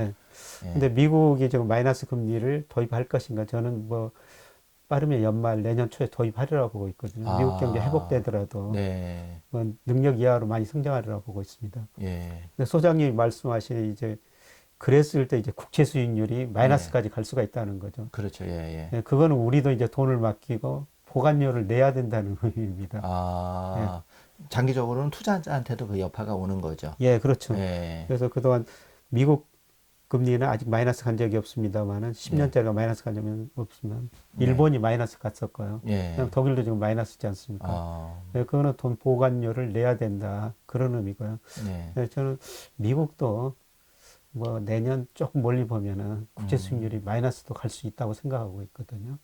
뭐 그렇게 되면은 우리가 국채 사면서 돈을 내야 되는 거죠. 네. 근데 보관료를 내면서 왜 그런 국채를 사느냐? 그렇죠. 그게 궁금하죠. 근데 마이너스가 더 마이너스 폭이 더 커질 것 같기 때문인 겁니다. 아, 마이너스가 더 예. 시장이 더 안 네, 좋아지고. 그러면 거꾸로 채권 가격은 올라가죠. 예, 그렇죠. 내가 들고 있는 예, 마이너스 1%짜리는 예. 나중에 마이너스 5%된 것보다 더. 예, 그렇게 되면 채권 가격이 올라가니까 예.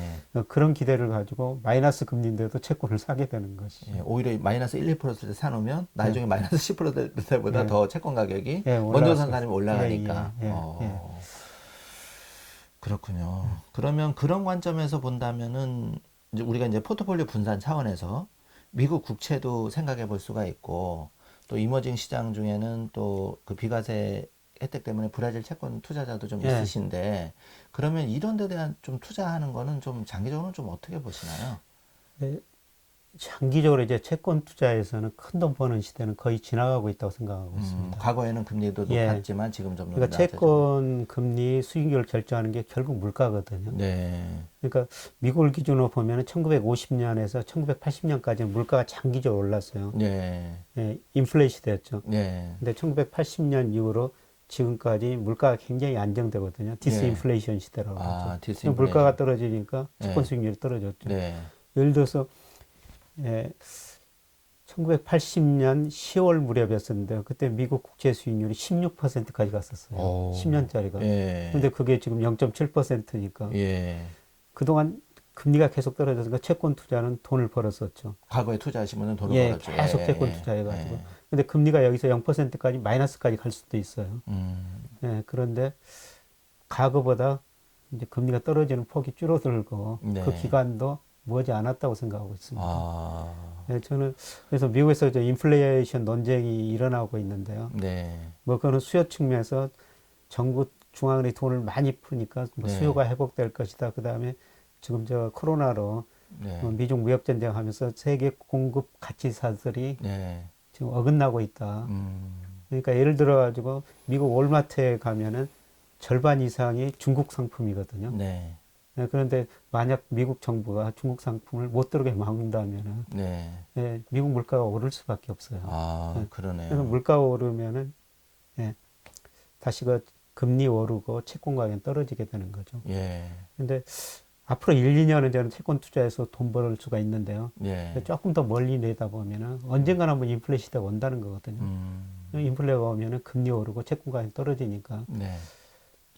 큰 흐름 보면 이제 채권 투자해가지고 지난 한 30년처럼 네. 큰 돈 버는 시대는 지금 지나갔다는 겁니다. 그럼 이제 비중으로 따지면 과거에는 채권 투자 비중이 좀 5, 60% 높았다면 지금 시대에는 조금 비중이 더 예, 낮아지는 비중 좀 줄이고. 가고 예. 오히려 해외 우량 주식이나 예, 우량 주식. 이런 직접 투자 방식 또는 ETF나 간접 투자 방식의 예. 우량 주식에 대한 예. 비중이 좀 더 늘어나야 주식 된다. 비중을 좀 늘려야 된다는 겁니다. 과거에 비해서 예, 그런 예. 말씀이시네요. 예, 예, 네. 그리고 이제 그러면 뭐 조심스럽긴 하지만 어쨌든 추세가 마이너스 금리로 계속 전 세계적으로 선진국들도 간다면 결국은 한국도 이제 말씀하신 대로 언젠가일지는 모르겠지만 마이너스 금리 시대가 온다면 정말 그 투자의 패러다임 자체도 이제는 많이 바뀌어야 되지 않을까. 예, 예. 예. 그러니까 우리나라는 뭐 국채 10년짜리가 마이너스까지 일본처럼 가지는 않으라고 보고 있는데요. 근데 우리나라 뭐 경제 성장을 떨어지고 물가 안정되고 그 다음에 우리 저축이 투자보다 높아가지고 돈이 남아도는 경제거든요. 예. 그 다음에 은행들이 과거에는 기업 대출을 많이 했지만은 예. 기업이 갈수록 투자를 줄이니까 기업 자금 수요가 상대적으로 줄어들고 있어요. 네. 그래서 은행이 보니까 최근에 채권을 많이 사고 있거든요. 네. 예, 그래서 금리는 더 떨어질 수밖에 없습니다. 아, 많이 예. 찾으니까 아무래도 금리 내려가겠죠. 예. 예, 그런데 뭐 과거처럼 이제 우리 금리가 지금 3년짜리 국채 수익률이 최근에 보니까 0.8%까지 떨어졌지 예. 않습니까? 네. 이제 채권에서 과거처럼 큰 돈 버는 시대는 아니라는 것이죠. 네. 예, 그래서 뭐 전 세계적으로 그렇고 우리나라도 그렇고 그동안 채권 비중을 굉장히 높여놨다면 좀 줄이고 상대적으로 주식 비중, 우량 주식 비중을 늘려야 되는데 예, 그것도 우리나라 주식도 좋지만은 저는 뭐 미국 특히 중국 주식 비중을 늘리는 게 좋다고 생각하고 있습니다. 예. 좋은 말씀이신 것 같고요.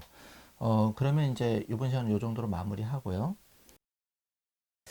달러 패권 이야기 하셨습니다. 저는 장기적으로 달러 패권이 서서히 예, 줄어드는 시대라고 지금 보고 있거든요. 네. 예, 달러가 1940년 뭐 2차 40년 2차 전쟁 이후로 네. 뭐 영국이 어려워지니까 달러가 상대적으로 중요해졌고요. 네. 달러가 이제 본격적으로 예, 기축통화로 안전히 자리 잡은 것은 1974년이었었어요. 네. 1974년에 사우디가 네. 원유를 수출하면서 달러를 받았고요. 미 달러를. 아, 미국 달러를. 예. 네. 그런데 안정이 그래서 달러가 기축통화가 된 거죠. 예, 그때 이제 전 세계에서 그 석유를 결제하려면 달러를 찾으니까 예, 달러의 예, 위상이 올라가고. 예, 달러 이상이 네. 올라갔고요. 예, 그 뒤로 이제 달러 기축통화의 역할이 계속 확대됐습니다만은, 근데 2008년 미국에서 글로벌 금융위기가 발생했지 않습니까? 그렇죠. 네. 예, 그 다음에 코로나 위기로 지금 미국이 엄청난 돈을 풀고 있어요. 맞습니다. 예. 예. 어마어마한 돈을 예. 2008년에 비해서 예. 한 4배 이상 그렇게 예, 그런 그렇죠. 거죠. 네. 근데 최근 지금 코로나 위기로 미 연준 자산이 4, 5월 달에 거의 3조 달러가 늘어났거든요. 오.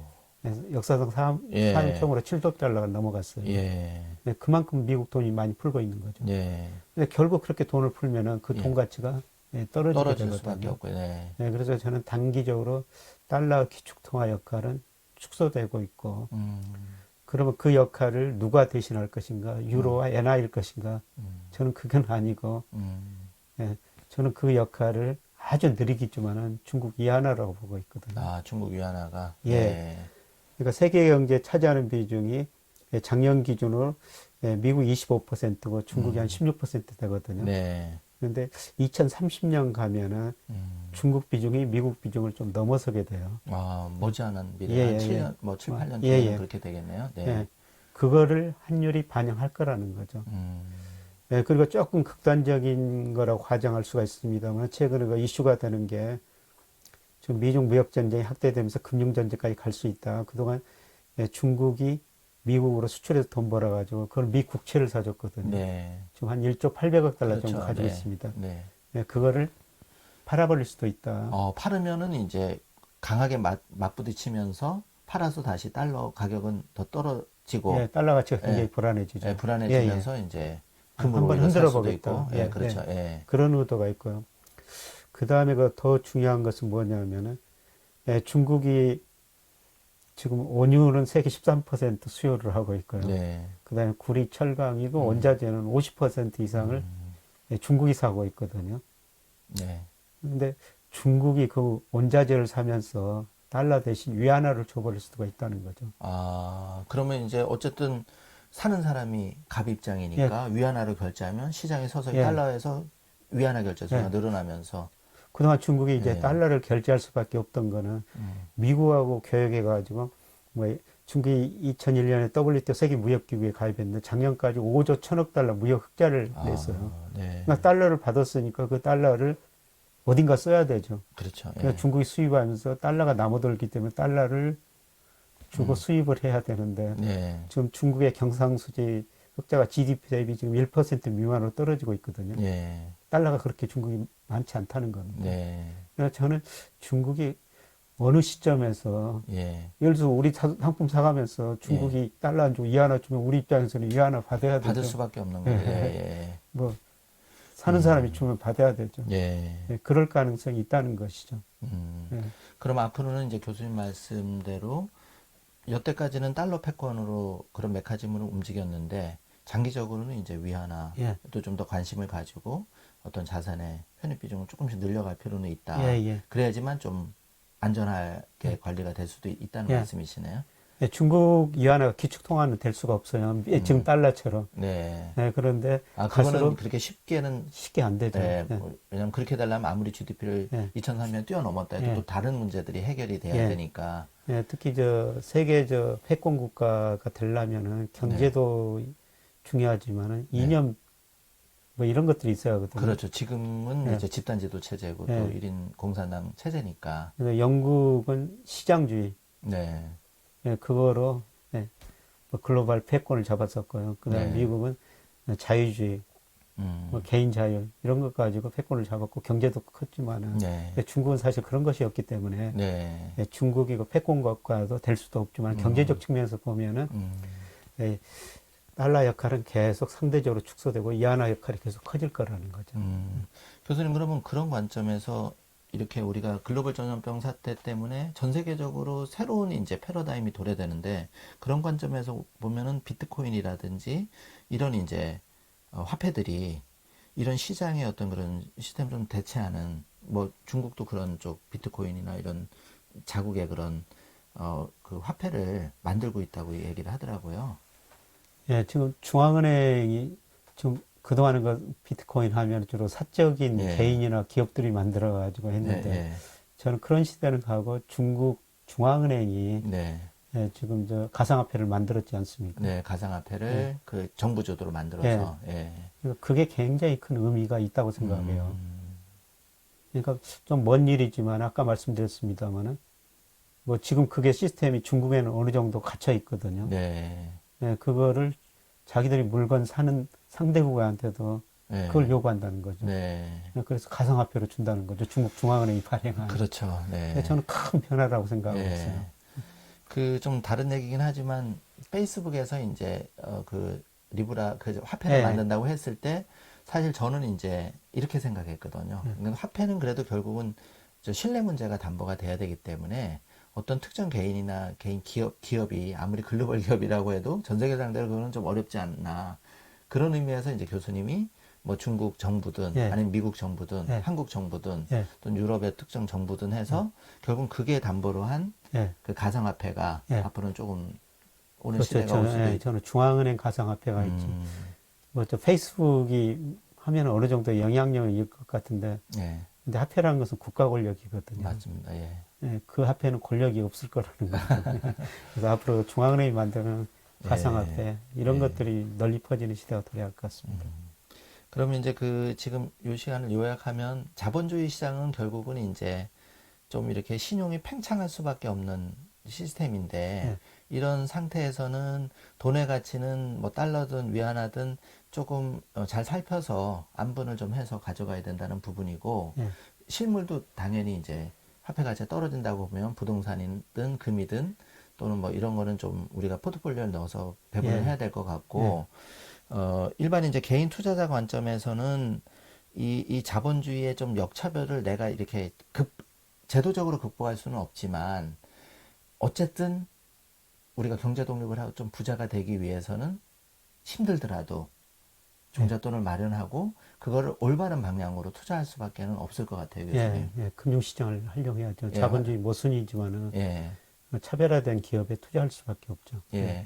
정말 자본주의를 대체해 줄 수, 자본주의나 공산주의를 다 대체해 줄 수 있는 이런 모순을 다 극복한 그런 새로운 체제가 나오면 모르겠는데 아직까지는 그런 체제가 사실은 안 나오고 있으니 자본주의 안에서 이제 저희가 예, 할 수 그렇죠. 있는 예. 최선책을 찾아서 예, 하는 수밖에 없다. 예, 그렇습니다. 예. 그래서 이제 최근에는 정부의 역할도 더 커지고 있고 예. 그런 소득 불균형, 불분빈이 심화되는 거를 어떤 이제 그런 연금 제도라든지 배분을 좀 강력하게 정책을 피면서 예. 그렇게 할 수밖에 없지 않을까. 이거는 이해가 예, 예. 되더라고요. 갈수록 정부 역할이 커질 수밖에 예, 없습니다. 큰 정부가 될 수밖에 큰 없는 정부가 그런 될 수밖에 없습니다. 안타깝지만 예. 좋은 정부가 등장을 해야 되는데요. 저 트럼프나 시진핑 같은 이런 정부가 한쪽으로 가면 세상이 참 무섭게 되는 거죠. 그렇죠. 본인이 권력을 유지하기 위해서 또 재선이 되기 위해서 예. 또 시진핑 일당 독재로 가기 위해서 과거에는 그러지는 않았잖아요. 예, 예. 집단지도 체제에서 권력도 바뀌고 이랬는데 교수님 말씀대로 제일 우려되는 게 정말 우리 영화에서 나쁜 보던 정부입니다. 나쁜 정부가 예. 특정한 인한테 권력이 집중돼서 세계를 지배하고 이렇게 될까봐 정말 그게 그게 두렵죠. 예, 제일 두려운 거죠. 예. 어쨌든 자본주의 이제 메커니즘 이 정도로 하고 다음으로 넘어가도록 하겠습니다. 구체적으로 들어가서 결국은 이제 우리가 투자를 생각하면 미국도 있고 중국 시장도 있고 그다음에 인도 시장, 베트남 시장, 뭐 브라질 등 신흥국 시장이 쭉 있는데 좀 저도 개인적으로 궁금했던 예. 중국은 저렇게 잘 뜨고 있는데 인도 시장은 좀 굉장히 인구도 버금가게 많고 하는데 좀 인도 인구가 작년에 중국보다 훨씬 많이 올랐었죠. 아. 이머징 마켓에서 제일 많이 오른 데가 중국하고 브라질이었거든요. 주식장에서 보면. 네. 올해 지금 급락하고 있는데요. 근데 올해는 인도 조금 조심해야 될 것 같습니다. 네. 왜냐하면 얼마 전에 그 맥킨지 보고서가 나왔는데 앞으로 아시아 위기가 온다면은 그 네. 진원지가 인도일 것이다. 뭐 이런 보고서를 냈는데요. 그 기준은 뭐냐면은 이자 보상 배율 가지고 따졌더라고요. 이자 보상 배율이라는 게 뭐냐면 이자 보상 배율이 1이라면은 어떤 기업들이 영업이익을 내가지고 이자만 갖는다는 겁니다. 네. 근데 맥킨지가 이자 보상 비율이 1.5 미만 기업이 25 이상이면 그 나라 기업들 굉장히 나쁘다. 이런 기준을 설정했는데 인도가 43%입니다. 아, 우리나라 23% 맥킨지 보고서에 따르면요. 예, 예. 인도 기업들이 부실한 게 그게 이제 그 다음에 우리도 97년 애한이가 기업 부실, 은행 부실 해가지고 경제위기를 만졌는데 뭐 인도가 지금 그 상황이고요. 네. 그 다음에 우리가 애한이를 겪었던 것 중에 하나가 그때 그 단자회사라는 게 있었어요. 네. 혹시 기억나시는지 자금을 장기 대출해 줬거든요. 시점이 이제 차이가 나는 예, 거죠. 예. 그가 발생. 예. 그런데 지금 인도도 예, 은행을 금융회사들이 그 짓을 지금 하고 있습니다. 그 정도가 우리나라보다 더 심하더라고요. 예, 그래서 예, 인도가 이 길을 한번 겪을 수가 있다. 그러면 인도 비중은 조금 줄이거나 지금은요. 예, 조금 조심할 필요가 예, 있다. 근데 위기가 오면 인도 비중을 또 강하게 늘려야 되죠. 아, 그게 주가의 반영이 이미 선반영이 되기 예, 때문에 선반이, 이게 예. 필요한 거죠. 뭐 경제를 결정하는 여러 가지 요소 하나가 인구 구조 아주 좋고 또 과학기술력이나 이런 게 것 같습니다. 네. 그동안 인도가 같은 서비스업 중심으로 성장했는데 네. 근데 인도하고 중국하고 가보면요. 중국은 저 공산주의 네. 길이 정말 많. 도 없고 그냥 진행이 되는. 제가 전에 인도 챈나이는 현대자동차 공장을 네. 방문해 봤었는데 네. 그 앞에서 공사를 하고 있어요. 예. 근데 중단됐다는 거예요. 저거 공사를 하다 중단됐냐 그러니까 그 주변에 사는 주민들이 소송을 걸었대요. 네. 그 소송 끝나기 전까지는 공사를 못 한다는 겁니다. 아. 그래서 인도는 교통 도로가 굉장히 나쁘거든요. 인프라가 조금 인프라가 네, 나쁘다 보니까 네. 그러니까 인도는 IT가 발전이 됐죠. 아, 그런 그러니까 영국식 민주주의를 하다 보니까 그래서 인도가 IT가 발전하고 예, 발전할 수밖에 예. 없는. 서서히 뭐 그런 것들이 조금씩 해결되고 예, 그다음에 인도가 임금이 싸기 때문에 아, 제조업도 예. 다른 나라들이 그동안 중국으로 갔는데 인도로 가는 것 같습니다. 그래서 저는 인도가 맥킨지 보고서처럼 만약 위기가 온다면 우리한테 인도를 투자할 수 있는 좋은 기회가 되겠구나. 그게 아마 올해 뭐 내년 이런 사이라고 보고 있거든요. 그러면 이제 방송 시청하시는 개인도 그렇고 기업 하시는 분들도 그렇고 물론 우리가 지금 중국 시장도 투자를 하지만 기업 하시는 분들 입장에서도 인도 시장의 가능성을 보고 좀 더 그런 투자도 늘리고 개인들도 마찬가지고 예. 그리고 저는 무엇보다도 중국 시장하고 인도 시장을 비교해 볼 때는 아직은 인도 시장의 가능성이 더 많은 것 같고요. 또 정치적인 리스크도 상대적으로 이제 공산주의 국가와 예. 그 자본주의 국가는 좀 다르니까 그런 점에서도 좀 편안하지 않을까 개인적인 생각입니다. 교수님. 뭐 그럴 수도 있는데요. 저는 네. 우선은 중국에 먼저 금융시장 먼저 투자하고 더 좀 예, 그 다음에 예. 인도로 가시는 게 좋을 것 같고요. 한국의 그 부동산 사랑이 아주 각별하다고 생각을 해요. 그래서 사실 저도 이제 부자 고객 케어하고 있지만 이분들이 사업에서 잘 됐다기보다는 사업 부지를 사서 그게 수도권 외곽에 샀는데 대출을 내서 예. 10억을 또니 이게 이제 토지 보상을 해서 100억 말이죠. 예. 10배가 됐다는 건데 네. 이런 경험이 있고 또 개인 투자자들도 강남의 한강변에 뭐 2, 3억짜리를 샀더니 이게 이제 2, 3 됐다는 거죠. 이런 추억이 있다 보니까 이제 어떤 한국인의 부동산 사랑, 똘똘한 한 채, 아파트에 대한 사랑이 각별한데 과연 앞으로도 이 시장이 그렇게 될까? 좀 교수님 어떻게 생각하시는지 한번 말씀을 듣고 싶거든요. 사실 저 부동산 가격이 많이 올랐죠. 많이 올랐지만요. 근데 저는 앞으로 큰 시대 흐름이 달라질 거라고 보고 있거든요. 네. 장기적으로 저는 모든 자산 가격이 명목 GDP 성장률 정도만 오르면 된다고 생각해요. 사실 우리나라 주가도 아까 국민연금 말씀드렸습니다. 명목 GDP만큼 성장하거든요. 부동산 가격도 그렇게 성장했고. 근데 우리나라 명목 GDP가 이제 앞으로는 뭐 3, 4에서 1, 2% 떨어질 거라는 거죠. 네. 자산 가격도 거기에 맞춰갈 거라고 생각하고 네, 있습니다. 네. 근데 강남 아파트가 많이 올랐다고 그렇게 말씀하십니다. 근데 예를 들어서 1986년부터 KB에서 주택가격 동향을 발표하거든요. 네. 근데 우리나라 전기전자 업종 주가가 삼성전자를 예를 들어도 예. 예. 최근까지 60배 이상, 거의 70배 가까이. 꽤 올랐는데 반면에 부동산은 올랐다고는 생각이 하지만 예. 거기에 비하면 많이 못 미쳐. 예. 강남 아파트 가격은 한 8배 올랐습니다. 60배하고 8배는 정말 뭐 예. 어마어마. 근데 물론 진짜 집이라는 게 예. 살면서 예. 가격이 오르니까 더 좋습니다만은. 그렇죠. 근데 차이점은 뭐냐면은 네. 집은 한 번 사면 굉장히 오래 가지고 있거든요. 예, 장기 근데 주식이라는 건 오래 보유하고 있지 못해요. 늘 저 등락이 심하니까 떨어졌다 하니까. 그렇죠. 사실 뭐 지난 한 30년을 보니까 우리나라를 대표하는 전기접자 업종 주가가 강남 아파트가 훨씬 많이 올랐더라. 맞습니다. 그런 관점에서 보면 사실 저도 이제 고객님 중에 슈퍼리치 고객님 중에 삼성전자 주식을 1, 2만 원 할 때 사서 정말 이렇게 교수님 말씀대로 한 5, 60배 내신 분을 심심치 않게 봤었거든요. 근데 이제 뭐 또 그러면 이제 또 시청하시는 분은 그분들은 돈이 많아서 이렇게 생각했는데 사실 냉정하게 따져 지금 현재 부자들도 20, 30년 전에 부자가 아닌 분이 굉장히 많으시거든요. 예. 그 사업 초기에는 대출 땡겨서 막 이렇게 일으켰는데 그럼에도 불구하고 꾸준히 이렇게 우량 주식에 투자를 하신 분들은 성과가 좋아요. 안 팔고 이렇게 하죠. 그런 관점에서 저는 미국의 이제 아마존 주식 같은 경우에도 사실은 5달러 막 이럴 때가 있었거든요. 예, 예. 근데 지금은 뭐 2,400달러를 그렇죠. 돌파했으니 결국은 이제 우리가 좀 아파트는 또는 부동산은 조금 한 번쯤 생각을 해봐야 되겠다. 예. 지금 이게 단순하게 오르고 내리는 문제보다는 예. 더 중요한 거는 배분 차원에서 자산 앞으로 배분해야 향후에 돼요. 차원에서 좀 접근을 해야지 옆집 뭐 2, 3억 올랐는데 내가 놓치지 않아 이런 관점은 이라고 봅니다. 교수님 예, 생각은 맞습니다. 어떠세요? 오히려 있는 집을 지금 좀 많이 올랐으면 더 욕심내지 말고 좀 정리를 해서 예.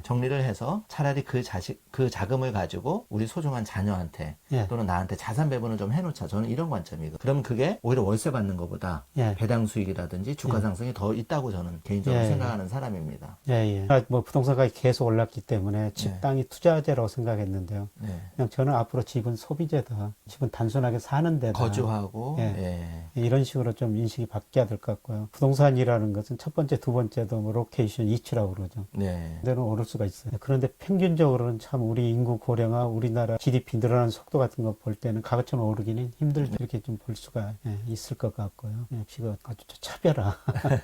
그런데 차별화라는 것은 항상 그 변하니까. 그렇죠. 경제보다 인문학을 좀 공부하셔야죠. 그러니까 그 책도 좀 많이 읽어야 될 것 같고, 저는 특히 뭐 신문하고 이런 거를 이제 한 5년 전부터 한 5개 이상은 꼬박 한 게 부자들한테 사실 배웠거든요. 회장님이나 사장님 이렇게 자산관리 때 방문을 해보면 밑줄까지 가면서 한 7개 막 이렇게 신문을 읽으시는 거예요. 그때는 왜 저렇게까지 바쁘신 분이 뭐 스마트폰만 들여다봐도 될 텐데 했는데 그 하시는 말씀이 그 속에서 정보를 판다. 흐름을 안다. 책도 마찬가지예요. 저는 교수님 책 이거 지금 투자의 미래 제가 계속 또 다시 한번 정독하고 있는데 이걸 보면서 느끼는 게 우리가 이제 교수님 책이든 아니면 다른 저자의 책이든 우리가 관심 분야의 책을 좀 한 3-4권만 읽어봐도 굉장히 그쪽에 들었지 않을까 이런 생각. 우리가 경매든 너무 부동산에 쏠려서 내가 뭐 마치 로또 청약 막 해서 뭐 몇천 대 1 뭐 이렇게 너무 마음에 울적하시지 말고 상대적으로 하실 필요가 없다는 겁니다. 냉정하게 봐야 되고 실제로 그렇게 해서 우르르 뭐 경매 쫓아다녔더니 아파트 지금 시세보다 적게 낙찰받는 건 저는 거진 못 본 것 같아요. 저도 경매를 뭐 몇 번 해봤지만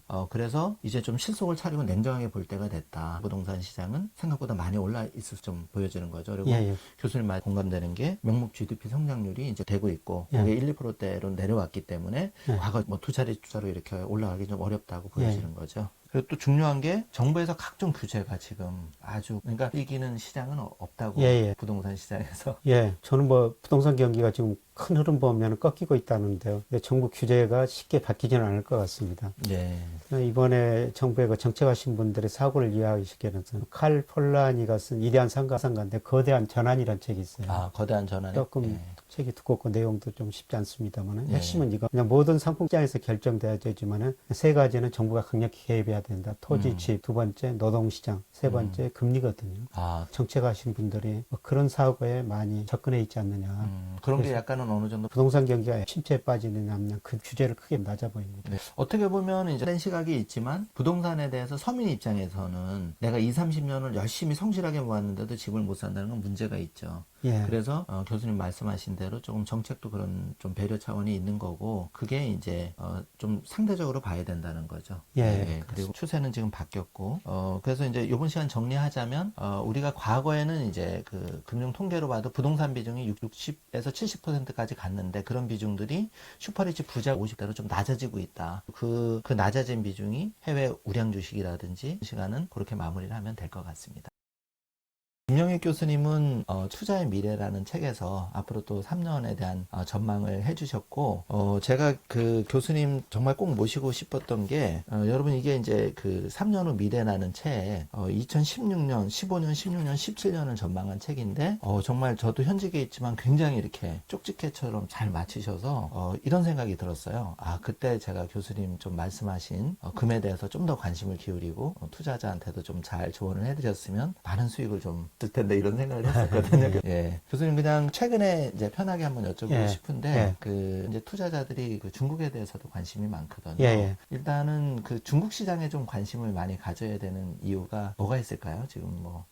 제가 뭐 몇 년 전부터 올 상반기에 중국에 투자해가지고 금융으로 국부를 해야 된다 이런 말씀을 계속 드리고 있는데요. 사실 그동안 중국 경제가 9 내지 10% 성장했으며 투자 중심으로 성장했는데요. 이제 투자해서 1인당 국민소득이 $10,000가 돌파하면서 소비 중심으로 그다음에 제조업 중심으로 성장했는데 서비스업 중심으로 앞으로 경제 성장률이 뭐 과거 90% 잘해야 한 4, 5 근데 질적으로 개선되고요. 그 다음에 저는 중국의 금융시장이 굉장히 빠른 속도로 확대되리라고 보고 있어요. 중국이 그동안 무역 제조 강국을 했었는데 양적으로는 달성하고 지금 기술 강국 제조 2025라고 그러죠. 2025년까지 핵심 소재를 자기들이 대부분 생산하겠다는 거거든요. 네. 그 다음에 이제 추구하는 게 금융강국이에요. 네. 지금 보면은 금융강국으로 가는 과정이다. 그래서 중국 최근 채권시장, 주식시장 빠른 속도로 확대되고 있거든요. 네. 증권시장이 발전이 안 됐기 때문에 중국 기업들이 돈을 빌릴 때였는데 네. 지금 은행에서도 돈 빌리지만은 주식시장, 채권시장을 통해 아주 많은 자금을 조달하고 있어요. 중국의 금융시장이 앞으로 굉장히 빠른 속도로 확대된다. 네. 이 과정에서 우리가 그동안은 사실 우리 기업들이 중국에 가가지고 기업을 해가지고 물건을 만들어 팔았는데요. 그건 어려운 시기고 그것보다는 중국의 1등 기업, 이 주식을 사가지고 금융으로 국부를 늘리자. 그런 시기가 저는 지금 다가오고 있다고 생각하고 있기 때문에 네. 계속 그 중국에 관심을 갖자 이런 말씀 드립니다. 네. 그러면은 이제 지금 홍콩 이슈가 미중 무역 전쟁하고 최대 하도로 시장에서 떠오르봤는데 사실 투자자분들도 걱정이 되게 많으실 거예요. 홍콩 H주라든지 그런 지수형 상품도 이제 들어가신 분도 있고 여러모로 이제 걱정이 큰데 이 홍콩 문제의 좀 전개는 좀 어떻게 장기적으로는 될 것 같아요? 예. 그레이엄 앨리슨 교수 애정된 전쟁이라는 책이 있는데요. 그 전쟁 책 보면은 미중 네. 무역전쟁 본질이 뭔가. 그래서 이제 무역전쟁이 금융전쟁까지 가가지고 잘못하면 무력전쟁까지 갈 수 있다. 사실 무력전쟁까지 가면은 모든 전망이 다 의미가 없는 것이죠. 금융전쟁까지 갈 수는 있다고 생각합니다만은 아마 미국이 중국을 계속 여러 가지로 억압할 거예요. 시장이 어려워지고 중국 금융시장도 좀 더 어려워질 가능성이 있습니다. 네. 근데 멀리 내다보면은 아마 홍콩이 금융이 저는 상하이로 가라기라고 생각하고 있어요. 네. 상하이 금융시장이 굉장히 빠른 속도로 확대되리라 보고 있거든요. 네. 그리고 아주 그 장기적으로 보면은 세계 경제에서 미국 역할은 축소되고 아시아, 유럽 역할, 특히 유라시아 시대가 도래하라고 보고 있는데요. 네. 그래서 아시아, 유럽하고 크게 지역 경제를 저는 형성하리라고 보고 있거든요. 네. 장기적으로는 1940년대 위차 이후가 미국이 세계 경제를 주도하고 있습니다. 미국의 역할은 축소되고 갈수록 아시아하고 유럽, 유라시아라고 그러는데 그 역할이 커지리라고 보고 있습니다. 그 역할을 중요하게 중국이 할 거라고 보고 있기 때문에 미국 사람들이 홍콩에서 빠져나가더라도 유럽 금융회사, 유럽 투자자들이 홍콩, 중국에 들어오리라고 보고 있거든요. 네. 이번 충격으로 인해 가지고 홍콩, 중국 주식시장이 많이 어려워진다면은 그렇게 크게 어려워지지는 않을 것 같습니다만은 저는 멀리 내다보고 투자할 시기라고 보고 있습니다. 네. 그러면은 이제 뭐 조지 소로스라든지 투자의 대가들의 또 자금이 향후에 이런 사태 이후에 어떻게 좀 움직이는지도 우리가 좀 관찰할 필요가 있을 것 같고, 저도 이제 교수님 말씀대로 전체적으로는 세계 시장이라는 게 어느 미국만 잘 갈 수도 없고 중국만 잘 갈 수도 없고 특정부가 잘 갈 수는 없기 때문에 결국은 이제 장기적으로 서로 그 자국의 이익을 크게 해치지 않는 범위 내에서 접점을 차라하게 들거든요. 예. 어느 쪽도 극단적인 파국은 원하지 않을 테니까. 근데 소장님도 금융회사 오래 근무해서 잘 아시겠습니다만은 사실 돈이라는 게 눈이 있어가지고 수익률 높으면은 맞습니다. 이동을 하게 되거든요. 네. 지금 미국의 공적연금을 중국 투자 못하게 만들었는데 그 같은 이런 사람들은 만약 중국에서 수익률이 높다면은 중국으로 들어갈 겁니다. 그렇죠. 사적 자금은. 예. 저는 자금들이 어떤 식으로 이동하는가 그걸 관찰해야 되고요. 파국까지는 가지 않으라고 말씀을 드릴 수가 있습니다만 사실 세계 경제 문제가 갈수록 조종자 역할은 축소되고 있거든요. 그동안 우리가 G7, 그다음에 중국, 미국 G2라고 그랬지 않습니까? 네. 근데 저는 G0 시대라고 생각하고 있어요. 미국, 중국 정부의 힘은 굉장히 강화되고 조종자 역할, IMF, WHO, WTO 이 역할이 축소되라고 그거는 분명히 문제는 문제일 텐데 그럼에도 불구하고 세계 경제가 저는 파국까지는 안 가고 한들은 보면 세계 소비축이 미국에서 아시아 쪽으로 이전되는 과정이다. 그래서 그동안 우리가 금융 측면에서 보면은 돈을 많이 벌었는데 미국도 투자해야 되겠지만은 상대적으로 저는 아시아 비중을 늘릴 시기라고 보고 있는 것이죠. 네. 저 교수님 말씀 공감하는 게 사실 뭐 우리가 한 5년만 하더라도 굉장히 좀 중국에 투자를 많이 하자 해서 중국 관련 책들도 많이 나오고 많이 사실 그랬는데 이제 뭐 투자자들 입장에서 여기 시청하시는 분들 중에서 이제 중국을 아예 그냥 거들떠도 안 보는 분들이 몇 분 계실 거예요. 그런 이유가 이제 제대로 모르고 섣불리 투자를 하다 보니까 타이밍도 안 맞았고 그래서 사실 물렸다거나 이렇게 손해를 보신 분도 꽤 있으시거든요. 그런데 반면에 이제 뭐 슈퍼리치 고객들 중에 발빠른 고객 중에서는 중국에 투자해서 50%까지 또 수익을 내신 분도 계시더라고요. 그렇게 봤을 때 이제 교수님 말씀대로 우리가 좀 자금이 어디로 가는지 돈은 돈에 눈이 있다는 말을 부자들 얘기를 하시거든요. 그건 제일 정확하다. 제가 중국 대부분의 뭐 투자자들, 금융회사 사장들께서도 예. 거부감을 많이 네. 나라냐. 그런데 사실 뭐 일부 저 금융회사에서 2007년, 2008년에 중국 투자를 많이 했었죠. 네. 근데 그때 상하이 종합주가 지수가 6천까지 올라갔다가 1,800까지 떨어졌거든요. 맞습니다. 네, 그때 중국에서 많은 실망 가진 예. 저는 큰 흐름을 맞았는데 예. 모든 게 시기 때라고 있거든요. 타이밍이 다 예, 맞아요. 타이밍인데 예. 너무 앞서가지 않느냐. 음. 예, 저도 시기 때는 정확히 알 수가 없죠. 근데 저는 그 시기 때가 지금 다가오고 있다. 아. 그래서 지금 금융으로 중국에서 특히 이거 금융으로 국부를 늘려야 된다. 이런 말씀을 계속 드리고 있는 겁니다. 인도 다음 뭐 또 인구 구조가 제일 좋은 나라가 베트남이죠. 아, 베트남. 네. 제가 2015년에 베트남 호치민시에서 강의 한번 해달라고 갔었는데 네. 우리 기업들이 2,000개 이상 호치민시에 있습니다. 아. 왜 우리 기업들이 그 덥고 습기 많은 나라에 가 있겠습니까? 돈이 보이기 때문이죠. 아, 예. 네. 그다음에 베트남 호치민시에 가면은 길거리 오토바이가 정말 많습니다. 그리고 젊은 층들이 애들이 그냥 오토바이 타고 가는 거죠. 근데 그때 1인당 국민, 근데 지금 거의 3,000달러 이제 가고 있거든요. 그 오토바이를 보면서 저들 소득이 3,000달러 되면 오토바이가 일부가 자동차로 변하고, 네. 그러려면 길 많이 만들어야 되고, 사회가 안 네. 좋다면 투자해야 되고, 저 사람들이 자동차 타면서 소비를 많이 할 것이다. 네. 뭐 이런 생각이 들었거든요. 그렇죠. 그래서 우리 기업들이 그렇게 많이 진출해 있구나. 뿐만 아니라 저는 금융회사도 네. 예, 베트남으로 가야 된다고 생각하는데요. 그렇죠. 예. 근데 우리 한 학관 기반을 잡고 있더라고요. 네. 저는 잘하고 있다. 아, 이런 생각이. 네. 그래서 베트남도 중국, 인도가 어려워지면 같이 어려워질 수밖에 없는 것이죠. 그렇죠. 네, 그런데 요새 그 미국이 중국을 워낙 규제하다 보니까 중국에 같은 기업들이 베트남으로 많이 가고 있거든요. 네. 베트남 직접 투자가 굉장히 빠른 속도로 늘어나고 있습니다. 그렇죠. 베트남도 인도와 더불어가지고 계속 그 투자할 나라다. 네. 이렇게 보고 있고요. 네. 언제나 그 소득 수준에 예. 맞게 투자를 해야 되거든요. 얼마 전에 그 베트남에서 송고한 기업인 제가 강의를 한번 들어봤었는데요. 네. 이분이 처음에 들어가지고 베트남에 가서 백화점을 했더라고요. 소득 수준이 거기에 안 맞죠. 백화점 수준에. 네. 커리를 했습니다. 예, 그 자국의 그 수입, 예. 소득, GDP에 예, 따라야 되는데. 그래서 거기서 큰 실패를 하고 이분이 예, 베트남에서 뭐를 돈 벌 것인가. 예. 근데 아이디어를 내다가 인삼주를 팔았습니다. 아. 우리 큰 인삼 써주 넣고 예. 한국서 건강에 굉장히 좋은 술이고 예. 유명한 술이다. 이런 식으로 광고를 했더니 굉장히 잘 아, 팔리더라고요. 건강에 대한 관심이 생기면서. 예, 거기서 인삼주를 팔아 돈을 벌어가지고 베트남 주요 도시에다 더 마켓이라고 고급 슈퍼마켓을 해가지고 한국 상품, 네. 한국 음식을 팔더라고요. 네. 근데 그분 뭐 말씀이 10년 동안 베트남 사람들 입맛을 바꾸는데 10년이 걸렸다. 아. 근데 이게 바꿔놓았더니 앞으로 100년은 계속 이제 예. 비빌 언덕을 장만해서 예, 된다는 얘기죠. 편안히 돈 벌고 살겠다. 예.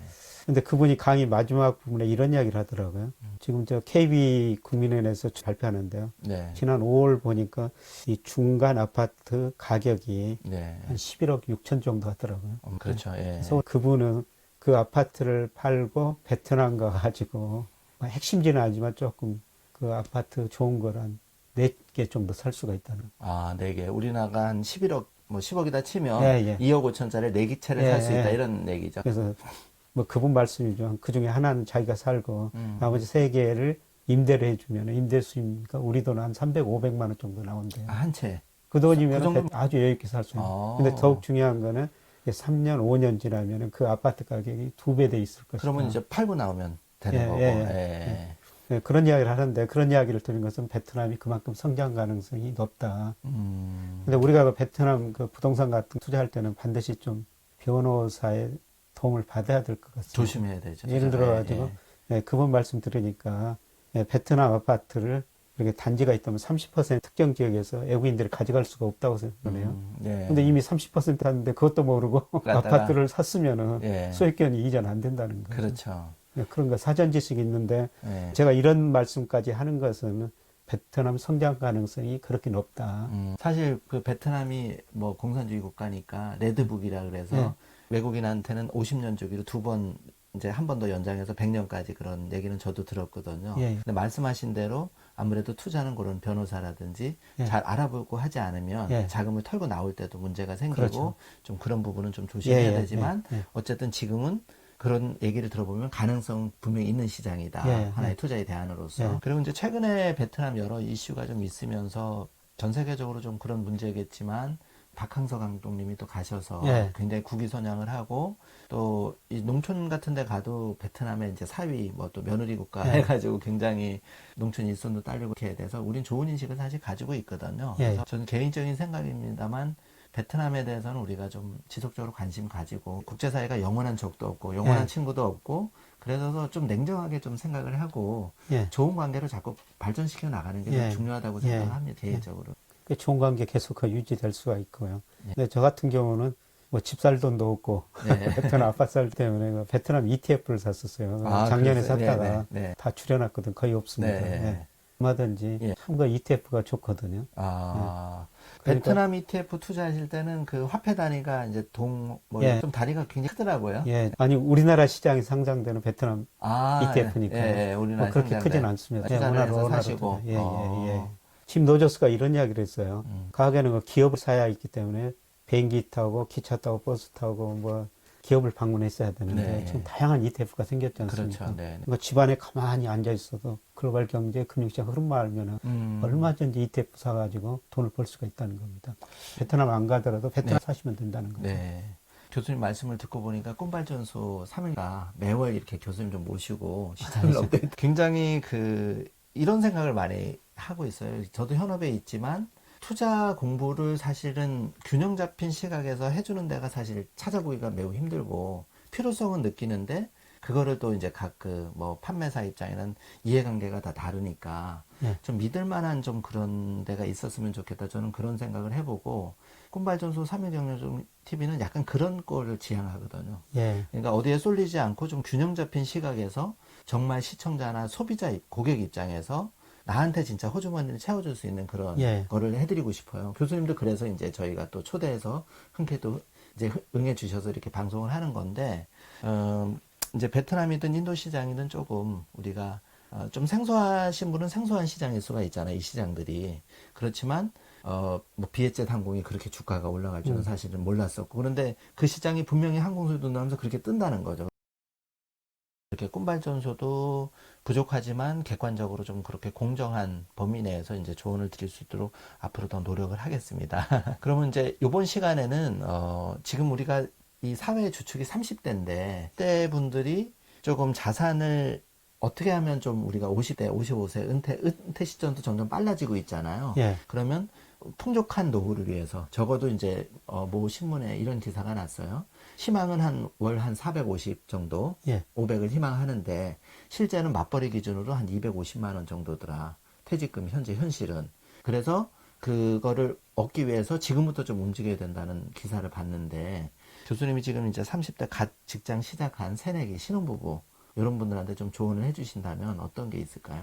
우선 우리가 그 구조적으로 저성장 저금리 시대에 들어가는 거거든요. 예. 근로소득이 있어야 돼요. 예.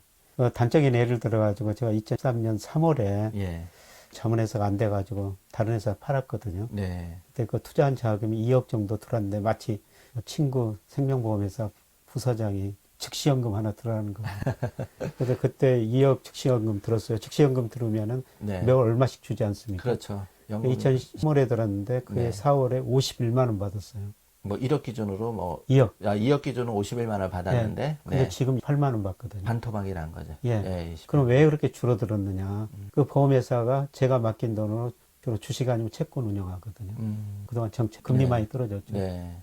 하락이요. 맞습니다. 앞으로 예. 한 20만 원 받으리라고 생각해요. 음. 그러면은 지금 제가 28만 원 받는다고 그랬습니다. 제가 어떤 일을 해가지고 한 달에 28만 원 받으면은 금융자산 2억 원 가지고 있는 거랑 똑같은 현금이 이루어집니다. 예, 그렇죠. 예. 4년 후에 20만 원 받으면 2억 한 그러니까 근로소득이 굉장히 중요하다는 겁니다.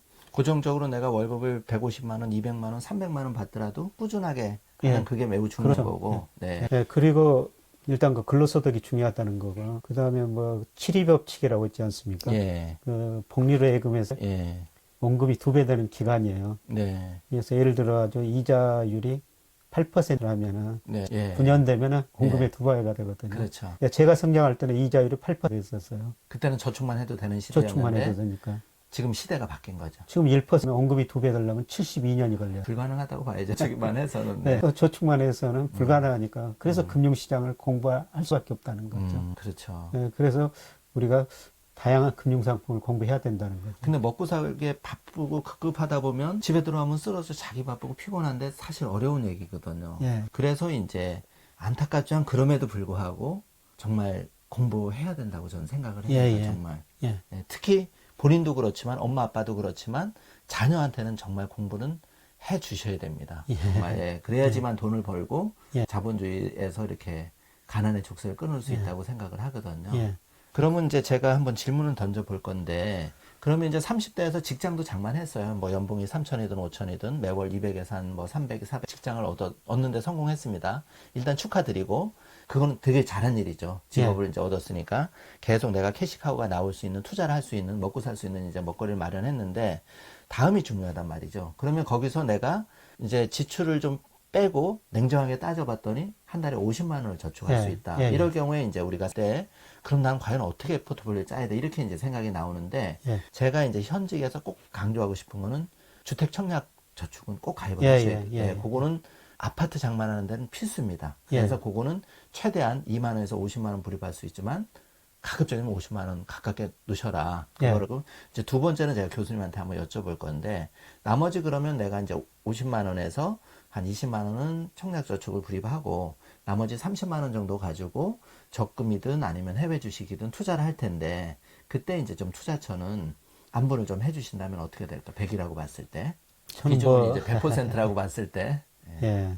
적금 드는 거는 별로 바람직스럽지 않다고 생각하고 적금은 있고요. 이제 청약저축 하나로 만족. 예, 그렇으니까. 예, 예. 예. 배당형. 예, 매달 얼마씩. 지금 그런 국내도 예를 들어서, 좀 포스코, 해외도 포스코가 매년 배당 수익률이 되고 있고 삼성전자는 그 정도 됩니다만 2, 3%. 2, 3%도 정기예금의 2배니까. 예, 예. 그리고 우리나라 주가가 저평가돼 있으니까 은행에 다니신 분도 그 월급 받아도 은행 예금으로 넣지 말고 자기 은행 주식을 사면 돼요.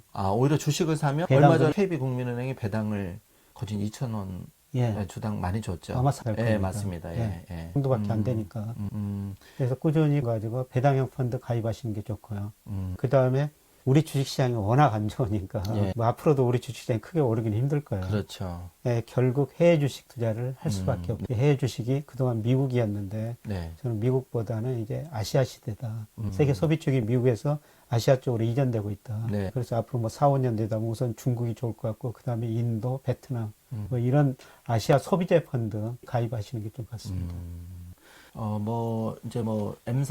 M증권사 같은 경우에는 이제 컨슈머 펀드라 그래가지고 그런 이제 이머징의 예, 앞으로 이제 베트남도 그렇고 계속 성장을 한다면 소비가 늘어날 거고 예. 그런 이제 주식에 투자하는 기업들의 주가가 좋을 거고 그런 펀드들이 성과가 이제 좋을 수 있다. 그렇죠. 이렇게 보시는 거죠. 예. 얼마 전에 경제신문 보니까 아주 장기 수익률을 비교해 놨던데요. 네. 세계에서 가장 좋은 수익률이 아시아 소비재 펀드더라고요. 네. 저는 아시아 사람들이 꾸준히 소비 늘리리라고 보고 있습니다. 소비재 펀드 같은 거는 네. 꼭 하나 또 곁들여서 말씀을 드리고 싶은데 우리가 이제 퇴직연금이라는 제도가 있는데 국민연금이 있고 개인이 이제 개인형 IRP라는 제도가 있습니다. 아시다시피 그래서 연금 저축이라고 그래서 직장인들은 이제 연말정산에 민감한데 네.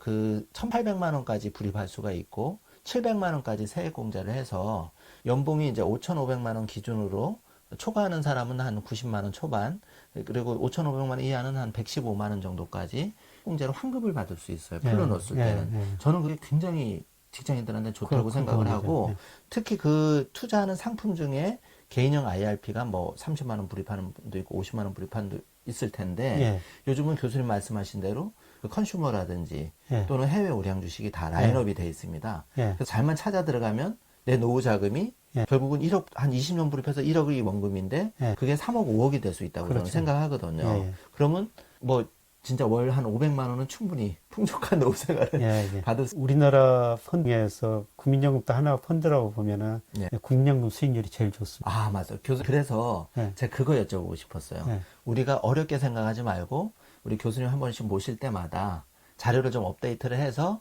국민연금 포트폴리오 수익률을 그 포트폴리오를 좀 벤치마킹을 하는 거죠. 자기 개인형 IRP 운영할 때.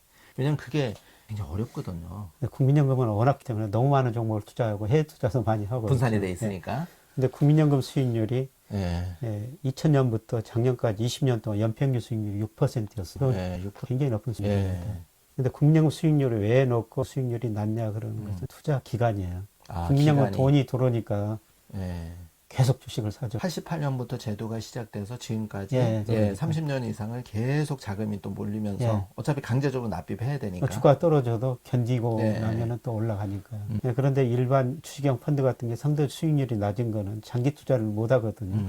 그래서 돈이 돌아 빠져나오고. 네. 그러니까 국민연금이 우리한테 시사해 주는 거는 그냥 좋은 주식 오래 가지고 있으면 수익률이 높더라. 어쩌면 그게 이제 투자의 대원칙, 예. 좋은 주식을 오래 보유하자. 예. 그리고 쌀 때 사자. 예. 지금같이 조정받을 예. 때나 예. 이럴 때. 예. 아, 그 말씀이시군. 예. 수익률이 제일 좋습니다. 그럼 우리도 개인 투자자도 국민연금처럼 예. 매년 한 6% 정도로 쌓아갈 수 있다. 예. 쉽지는 않은 얘기겠지만 예. 어쨌든 노력을 하면 그래도 갈수록 그 수익률은 좀 떨어질 거예요. 국민연금 수익률이 우리 명목 GDP 성장률하고 똑같거든요. 아, 근데 그동안 우리는 명목 GDP 성장률이 6% 성장했어요, 연평균. 예, 예. 그게 이제 앞으로 3, 4% 떨어지니까 수익률은 좀 낮아지긴 할 겁니다.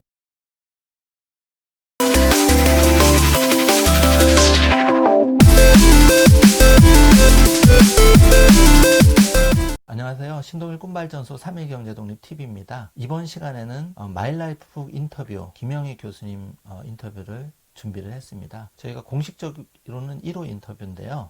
저희가 추구하는 마일라이프북은 단순히 이제 인생을 돈이 많다거나 어떤 분야에서 성공하는 걸 추구하는 게 아니라 자신의 분야에서 정말 최고가 되신 분, 그리고 존경받는 분, 맨손에서 자수성가 이런 분들을 인터뷰를 하고 있는데 오늘은 그 첫 시간으로 이제 김영희 교수님을 모셨습니다. 교수님 안녕하십니까? 네, 안녕하십니까? 예. 교수님, 제가 알기로는 교수님이 어릴 때 굉장히 소목이 꼴이라고 이제 뵌다고 해. 그래서 학교도 조금 그렇게 이제 때도 고생을 많이 하셨다고 들었는데 어릴 때 시절은 좀 어땠습니까? 본인 라이프에 대해서 조금 얘기를 해주신다면. 네, 제가 58년 개띠인데요. 아, 제가 태어났을 때 우리 1인당 국민소득이 59달러였습니다. 9달러요? 3만 달러 넘었다고. 그리고 이제 초등학교 졸업하고 중학교 갈 무렵에 국민소득이 260달러였었어요. 아, 예. 저도 중학교 못 갔습니다만은 등록금이 없어가지고 중학교 못 간 친구들이 아, 뭐 산에 나무로 다니고 농사일 도와주면서 예. 뭐 그런 일을 하다가 마치 저 교회에서 책상도 없는 마룻바에서 공부시켜줘 네. 거기서 공부해가지고 이제 중고등학교 뭐 검정고시를 해서 아, 검정고시로 예, 예. 중고등학교를 들어가. 이제 대학은 내나 검정고시로. 뭐 고등학교까지 검정고시 과정 들어가고 뭐 그때 이제 뭐 사립대학은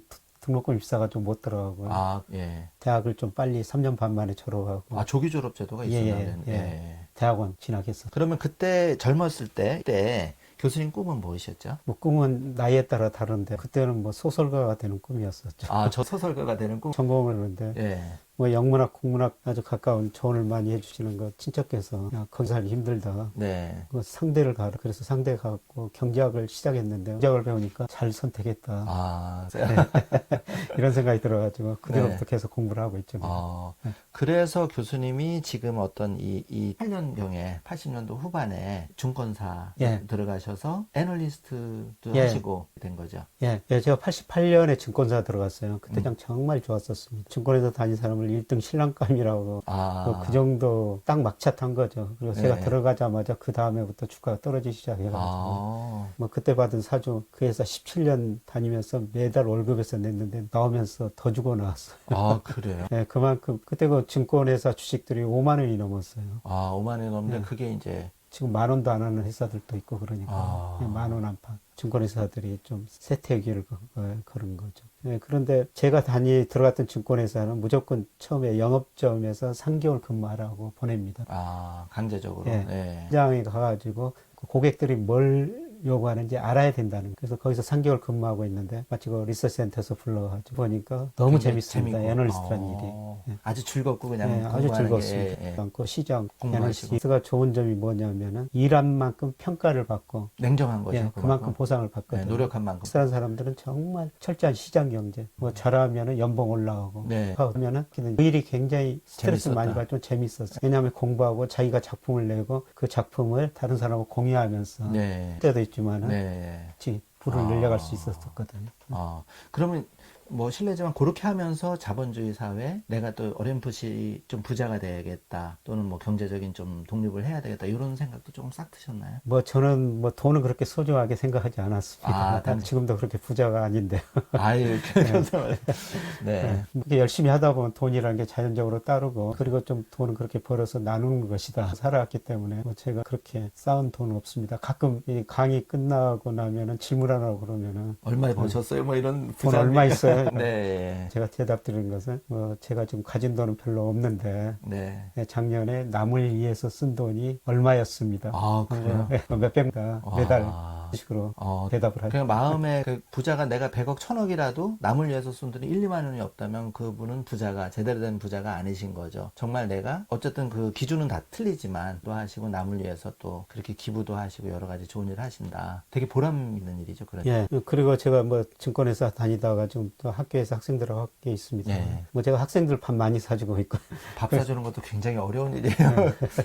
그 학생들이 저를 좋아하고 있고 예. 그리고 제가 저 증권시장에서 현장 경험을 이론하고 접목시켜주고 학생들이 학교에서 이론만 배우는데 뭐 현장에서 접목시켜서 뭐 상대적으로 좋아하더라고요. 아, 그러면 말씀 나오신 김에 우리 시청자분들이 네. 그럼 뭐 이제 스마트폰을 다 누구나 쓰는데 뭐 이제 블룸버그라고 이제 앱도 있고 그러면 약간 그렇게 코칭을 해주신다면 유용한 게 있을까요? 시장을 좀 보고 서치하고 다양한 정보가 있어요. 뭐 인베스팅닷컴도 있고 인베스팅닷컴도 있고 그 다음에 사이트 들어가면은 정말 많은 정보를 네이버나 뭐 제공해 이렇게 줘요. 예를 들어서, 예를 들어서 국제금융사 기본적인 자료는 무료로 예, 제공해 메일링 서비스도 예, 해주고 그걸 만들어야 하기 때문에 블룸버그 굉장히 비싼 돈 주고 개인적으로도 예. 보고 계세요? 그게 한 달에 거의 불대리라고 수백만 원. 예, 예. 한 3, 400 월급을 예, 저는 이제 강의할 때 그 예. 자료를 만들어야 하기 때문에 아, 예, 그거를 그 돈 주고 보고 있고요. 그 다음에 거기서 데이터 얻어가지고 또 그만큼 돈을 벌죠. 데이터 가지고 분석해가지고 주시장 예측 모형을 거기에 따라가지고 약간 궁금한 게 예. 그 불대리라고 이제 블룸버그가 영어로 다 돼 있잖아요. 예.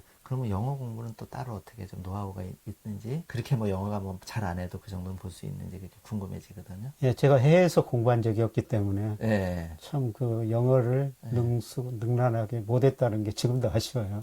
근데 글로벌 시장에서 영어 하는데 정말 제가 영어를 잘했다. 예. 세계에서 큰 무대에서 한번 놀았을 것이다. 내가 네. 뭐 영어는 늘 접하죠. 말은 제가 증권회사 들어갔을 때부터 지금까지 보는 게 두 가지예요. 영국의 파이낸셜 타임즈하고 네. 네. 이코노미스트라고 경제 주간지가 있어요. 아, 그래서 아까 이제 신문을 봤는데. 그거는 저는 금융시장 공부하신 분들한테는 꼭 보라고 권유하고 싶습니다. 뭐 우리나라도 여러 가지 경제신문이 있지만은 우선 깊이가 다르고요. 그리고 주장하는 바가 있어요. 그게 라디오로도 그 영장신문은 물론 이제 구독해서 네, 봐도 아마. 되고, 예, 별로 아는데, 어쨌든 네. 예, 저 그렇게 라디오는 보시는 게 잘 도움이 많이 모르겠는데, 된다. 예, 꾸준히 보기 때문에 영어 읽는데 이제 본론으로 돌아가서 저희 사실 마일라이프북 인터뷰 자체가 총 7가지 컨셉으로 구성이 돼 있는데 현재의 나하고 미래의 나가 있단 말이에요. 하나는 교수님께서 지금 현재 이제 교수님이시고 이렇게 이제 좋은 강의도 해주시고 경제적인 독립을 위해서 이렇게 많이 베풀어 주시는데 그게 이제 저는 현재의 나라고 생각하는데 교수님 앞으로 5년, 10년 뒤에 되고 싶은 미래의 나는 어떤 모습인가요? 지금 제가 저 58년생이니까 예. 미래 특별한 건 없습니다. 아, 지금 제가 지금 강의 뭐 여러 군데 뭐 방송 나가고 있는데 불러줘서 고맙다. 그리고 제가 가지고 있는 같이 나누려면 지금도 경제 데이터 업데이트 계속 시켜야 계속 되니까. 업데이트 시켜야 예. 되고요. 이야기래요. 다음 생에 제가 혹시라도 강의하게 된다면은 경제학은 안 할 것이다. 예. 철학 강의하신 분들은 강의 자료 한번 만들면은 계속 써먹는데. 6개월, 1년도 써도 변하지 않는 것들이 많으니까 매일매일 데이터가 나오고 매일매일 변하거든요. 예. 경제 데이터는 늘 업데이트 할 수밖에 없습니다. 부단히 공부해야 네. 되고. 그런데 이제 반면에 그러니까 교수님을 더 인기가 많고 좋아하시고 많은 시청자분들이 또는 그런 그 강의를 불러주시는 것 같아요. 교수님 겸손하게 말씀하신 것 같고 사모님이랑 뭐 텃밭도 가꾸고 여행하는 타임 같은 것도 있으실 것 같아요. 뭐 저는 주말에 가서는 강화도에 가서 아. 뭐 여러 가지 농사일을 하거든요. 작은 예. 것들이라. 근데 그 일을 하는 것은 상당히 굉장히 힘들어요. 그럼 힘들죠. 예, 주말에 예. 가면은 서너 시간은 풀을 뽑아야 돼요. 예. 그래서 풀이 엄청 자르고 있습니다. 예. 예, 지난주에도 애초기로 4시간 풀을 잘랐고 4시간. 굉장히 힘든 일입니다. 예. 그러면서 왜 이런 힘든 일을 하지? 근데 다양한 기쁨이 있어요. 아, 거기서 오는 기쁨이. 근데 제가 아마 6, 7살이라고 생각되는데요. 예. 저희 어머니가 이게 작은 감자스 하나를 땅속에 심었을 때 이 땅속에서 얼마나 감자가 많이 나옵니까? 그게 굉장히 신비로워요. 열리죠. 예. 그게. 예. 네, 그거를 지금 제가 직접 이제 경험해 보는 것이죠. 아. 여러 가지가 있어요. 감자도 있고 뭐 고구마도 뭐 나무도 사과, 배나무, 뭐 채소도 다양한 채소도 심어보고요. 야채 먹거리부터 예, 해서 예, 예. 상추도 다양한 종류가 예, 있잖아요. 땅콩도, 토마토, 뭐. 자연이라는 게 많이 생산해 주거든요. 그 땅 속에서 이 올라오는 풍성하게 뭐 예. 지켜보는 기쁨. 아, 좋아. 원래 저는 농촌에서 살아가지고 예. 힘들었기 때문에 싫었었어요. 예. 도시에서 살았는데 예. 그걸 그렇게 하고 싶어가지고 오히려 사모님도 좋아하시고. 집사람이 거기 땅도 고르고 집도 짓고 아, 오히려 더 예. 적극적으로 좀. 아. 집사람- 예. 제가 노예죠. 근데 그러다 보니까 이제 좋은 점 하나는요. 제가 애널리스트 생활하다 보니까 예. 새벽에 출근하고 밤늦게 퇴근하고 주말에도 나가서 예, 예, 예. 부부가 대화할 시간이 없었어요. 아, 근데 밭에서 일하시면서 같이 이제 주말에 오면서 가면서 밭에서 일하면서 아, 대화할 시간이 많아지니까 그게 하나 좋은. 아, 대단하시네요. 근데 그런 거 신비를 저희 아이들한테도 보여주고 싶은데 음. 잘 안 갑니다. 아, 그때는 이제 맛있는 삼겹살을 가진다고 하면 요즘 캠핑이 또 뜨고 있어요. 네. 어떻게 해서. 그러니까 좋을 것 같고. 아, 그래서 사실 꽃말전소도 이제 마일라이프 이런 게 교수님 방금 감자 씨앗을 하나 했을 때 주렁주렁 열리듯이 사실 그 씨앗을 파종하는 거거든요. 예. 마음속에. 예. 그게 이제 마일라이프 하는 거고 저희가 또 마일라이프를 만든 이유인데 꿈도 그렇게 파종을 하지만 투자도 그렇게 파종 어쨌든 인터뷰니까 그 정도는 하지만 그게 중요하다고 하고 있고요. 그 다음에 이제 7가지 컨텐츠에서 현재나 미래나는 했고 그 다음에 이제 꿈을 적는 꿈 인생 로드맵이 있거든요. 교수님도 뭐 수첩이나 이런데 또는 마음속에 그렇게 꿈을 이제 계속 업데이트는 되지만 그렇게 지향하는 바가 있었나요? 적으시는 것도 있었고. 예, 제가 책을 뭐 공저까지 해가지고 한 13권 냈는데요. 예, 책에서 제일 좋아하는 게 프로로 산다는 거예요. 아, 프로로 산다. 예. 아, 그게 예. 있으셨던 것 같아요. 예. 네. 근데 프로로 살아야 되죠. 네. 저는 어렸을 때 저 헤르만 헤세 책을 참 많이 읽었어요. 헤르만 헤세. 예. 하늘에 떠 있는 구름, 시내가에 있는 조약도라는 다 의미가 있다는 거예요. 신이 인간을 지상에 보냈을 때는 특별히 잘하는 거 하나는 주셨을 거로 보고 그 능력을 최대한 발휘하는 프로라고 생각하고 프로예요. 게 없이 뭐 요새 젊은 청소하시는 분들 예. 얼마나 잘 예. 그렇게 살다 보면은 저는 그분들 존경하고 있고 네, 그렇게 예. 살다 보면은 사회가 인정해주고 경제적 보상은 나중에 따라오는 거고. 나중에 예. 따라. 그리고 제가 뭐 내일 뭐가 되기보다는 네. 저는 헬렌 켈러의 그 사흘만 볼 수 있다는 그 책이 있지 않습니까? 아, 예. 그 책이 늘 제 책상에 있어요. 아, 예. 근데 내일 장님이 된다고 생각하면 예. 지금 이 순간이 얼마나 아, 소중한데요. 현재가 중요하다. 예. 예. 거기 보면 이런 얘기 나와요. 선물이다. 그러니까 오늘 선물처럼 사는 겁니다. 그래서 요새 뭐 저 애널리스트 하다가 습관이 생겨 4시에 일어났는데요. 그래서 4시만 되면 눈 떠집니다. 눈 뜨자마자 오늘 또 살아있구나. 이 살아있다는 게 얼마나 좋습니까? 그렇죠. 네, 그래서 그냥 오늘 최선을 다하자. 그때는 이제 맛있는 삼겹살을 가진다고 하면 요즘 캠핑이 또 뜨고 있어요. 네. 되게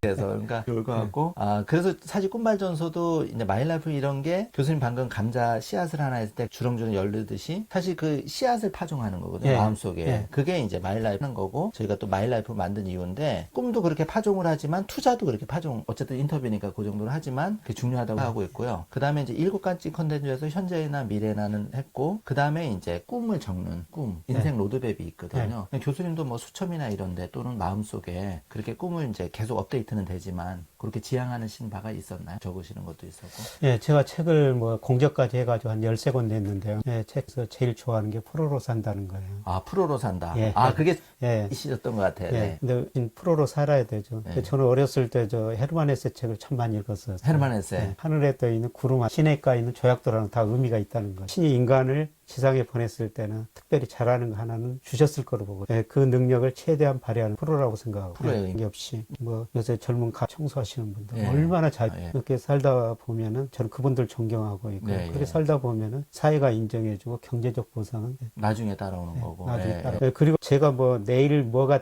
되기보다는 네. 저는 헬렌 켈러의 그 사흘만 볼 수 있다는 그 책이 있지 않습니까? 아, 예. 그 책이 늘 제 책상에 있어요. 아, 예. 근데 내일 장님이 된다고 생각하면 예. 지금 이 순간이 얼마나 소중한가. 아, 현재가 중요하다. 예. 예. 근데요. 예. 거기 보면 이런 얘기 나와요. 선물이다. 그러니까 오늘 선물처럼 사는 겁니다. 그래서 요새 뭐 저 애널리스트 하다가 습관이 생겨 4시에 일어났는데요. 그래서 4시만 되면 눈 떠집니다. 눈 뜨자마자 오늘 또 살아있구나. 이 살아있다는 게 얼마나 좋습니까? 그렇죠. 네, 그래서 그냥 오늘 최선을 다하자. 이렇게 살고 있습니다. 그럼 하루에 뭐 근데 9시나 5-6시간씩 아, 그 정도 자고 있고요. 자고 시간에 맞게 그렇게 활용하면 좋은 거고. 예. 그리고 이제 꿈하고 이제 인생 로드맵은 그렇게 키워 오셨고 이제 세 번째가 그 이제 경제 독립 부분이 이제 저희가 이제 추구하는 반대. 그러면 자연스럽게 프로가 되다 보니까 이제 그렇게 월급에 그런 이제 뭐 내가 월급이 뭐 1,000만 원이다 그러면 1년이면 1억 2천인데 예를 든 겁니다. 그렇게 되면 우리는 직장인들은 월급이 끊어지면 소득이 끊어지는 건데 그거를 이제 평생 받을 수 있는 구조를 짜면 경제 독립이라고 저희는 1차 얘기를 하거든요. 그래서 그런 개념 개념으로는 이제 자동적으로 내가 일을 열심히 하다 보면 좀 따라온다. 이렇게 좀 생각해도 되는. 돈이라는 거는 능력만 있으면 따라오는 거거든요. 예. 자기 영역을 꼭 확보해야 됩니다. 아, 나만의 어떤 예. 차별화라든지. 저는 뭐 회사 다니면서 이코노미스트로 제 영역을 확보했고, 예, 영락 예, 될 수도 됐고. 그래서 나가지 말라. 한 번 직장을 옮겼는데, 저는 돈 때문에 직장 안 옮긴다고 그렇게 제 책에서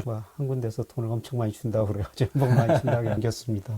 근데 자기 영역만 확보해 놓으면은 예. 어디선지 오라고 그러고, 선정부지라는 거죠. 예, 계속 그 경제적 뒷받침이 되어 있다는 자기 영역을 확보하려면 끊임없이 공부해야 되고요. 노력해야 된다. 더. 예. 저는 이제 회사 다니면서 박사기를 했거든요. 아, 그냥 쉽지 않은데 그 마음 먹으면 됩니다. 그걸 해놨더니 뭐 지금까지 살아오는데 큰 도움이 되고 있습니다. 그러니까 끊임없이 해야 된다는 거죠. 예, 평생 공부다. 그러면 이제 제일 중요한 질문. 치열하게 살아오고 열심히 살아오셨는데 과연 내가 행복했나? 또 행복을 추구는 이제 하거든요. 그럴 때 이제 교수님 생각하는 가장 행복한 순간, 그리고 나는 좀 앞으로는 좀 여생은 좀 이런 식으로 좀 추구하면서 살고 싶다 그런 부분이 있나요? 뭐 가장 행복했을 때는 제 자료를 만들고 그 자료가 투자다는데 그때 이제 가장 뭐 애널리스트 생활하면서 근데 제가 또 앞으로도 언제까지 그런 일을 할 수가 없죠. 뭐 젊었을 때 그 소설가가 꿈이라고 그랬었는데 앞으로 멋진 소설책 한번.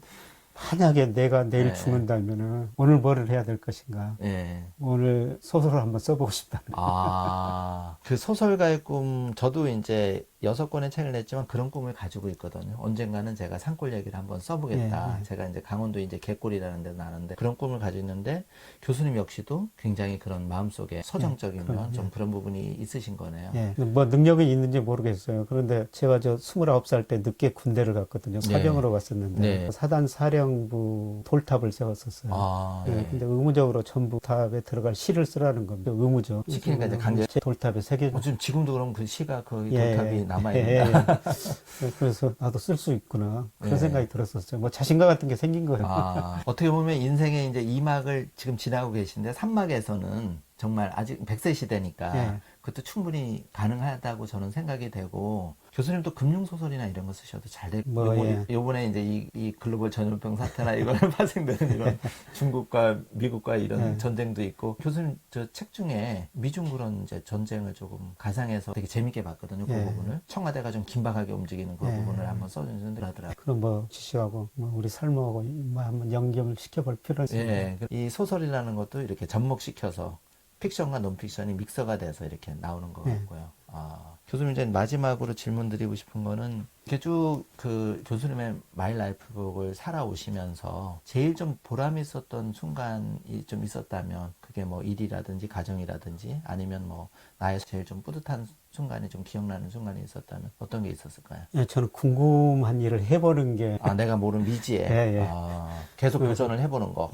저 마라톤 풀코스도 한번 달려봤거든요. 아, 진짜로? 예. 아, 그래서 이게 되게 건강하시네요. 정말 힘들더라고요. 예. 뭐 포기할까 생각하다가 뭐 바나나 몇 개 먹고 힘내가지고 또 40km 지점 가니까 정말 주저앉고 싶더라고요. 근데 그때 가느다란 산들바람이라고 제가 표현하고 있는데 그 바람이 등 뒤를 밀어줘가지고 끝까지 달릴 수가 있었어요. 아, 그 순간에. 아. 그래서 제가 마라톤 끝내고 나서 야, 어려운 시기에는 작은 도움이라도 큰 힘이 되구나. 아, 누구나 인생에 위기는 그때 이후로 그 프로로 산다는 거 책을 썼는데요. 아, 그게 나왔네요. 하면서 저처럼 어렵게 사는 분들은 어린 설 사는 분들 요새는 없을 거예요.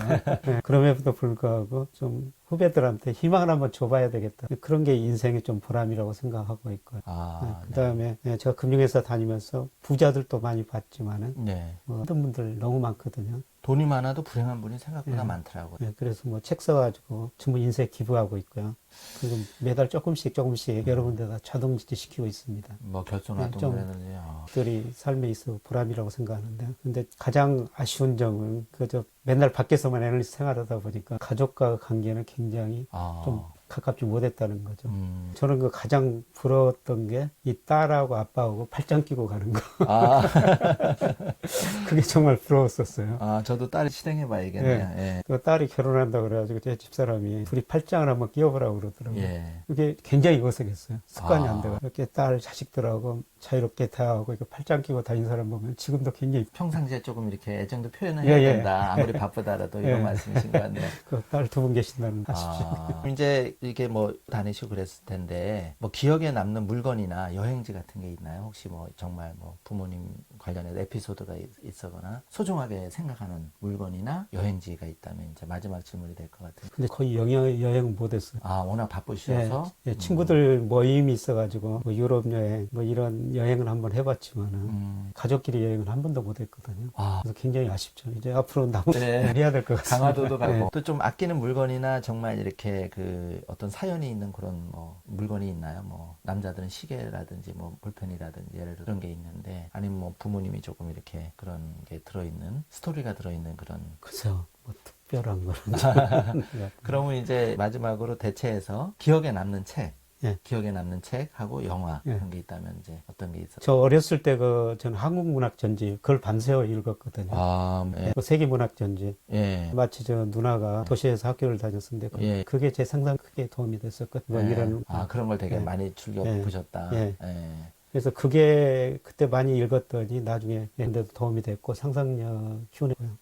근데 지금은 뭐 거의 소설책은 읽지 못하고. 그러니까 그죠. 예. 그 중에 이제 사랑하는 사람이 이렇게 원치 않게 예. 이별을 했을 때 또는 뭐 부모님이 돌아가셨거나 이렇게 했을 때 이게 우리가 우주 속에 있으니까 결국은 이제 그런 글귀를 제가 봤어요. 그래서 네. 마음의 위안이 굉장히 되더라고. 정말 문학의 힘이 대단한 것 같고 똑같은 언어지만 정말 어떻게 아름답게 하느냐에 예. 따라서 마음의 행복이나 힐링을 줄 수 있다. 예. 이런 생각을 많이 해봤거든요. 예, 뭐 큰 흐름을 파악해야 되기 때문에 큰 흐름을 뭐 미중 무역 전쟁에 가서 예정된 전쟁, 그램 앨리스 교수가 쓴 네. 장기적으로 미국 비중 세계 축소, 중국 비중 확대, 뭐 대전환, 뭐 이런 책들 좀 그런 책. 우리가 이제 그 꿈발전소 시청자분을 위해서 나중에 추후로 우리 교수님이 애독하는 책도 좀 목록을 저희가 해서 추천 도서로 좀 올리고 교수님 책도 좀 소개하는 시간을 갖도록 하겠습니다.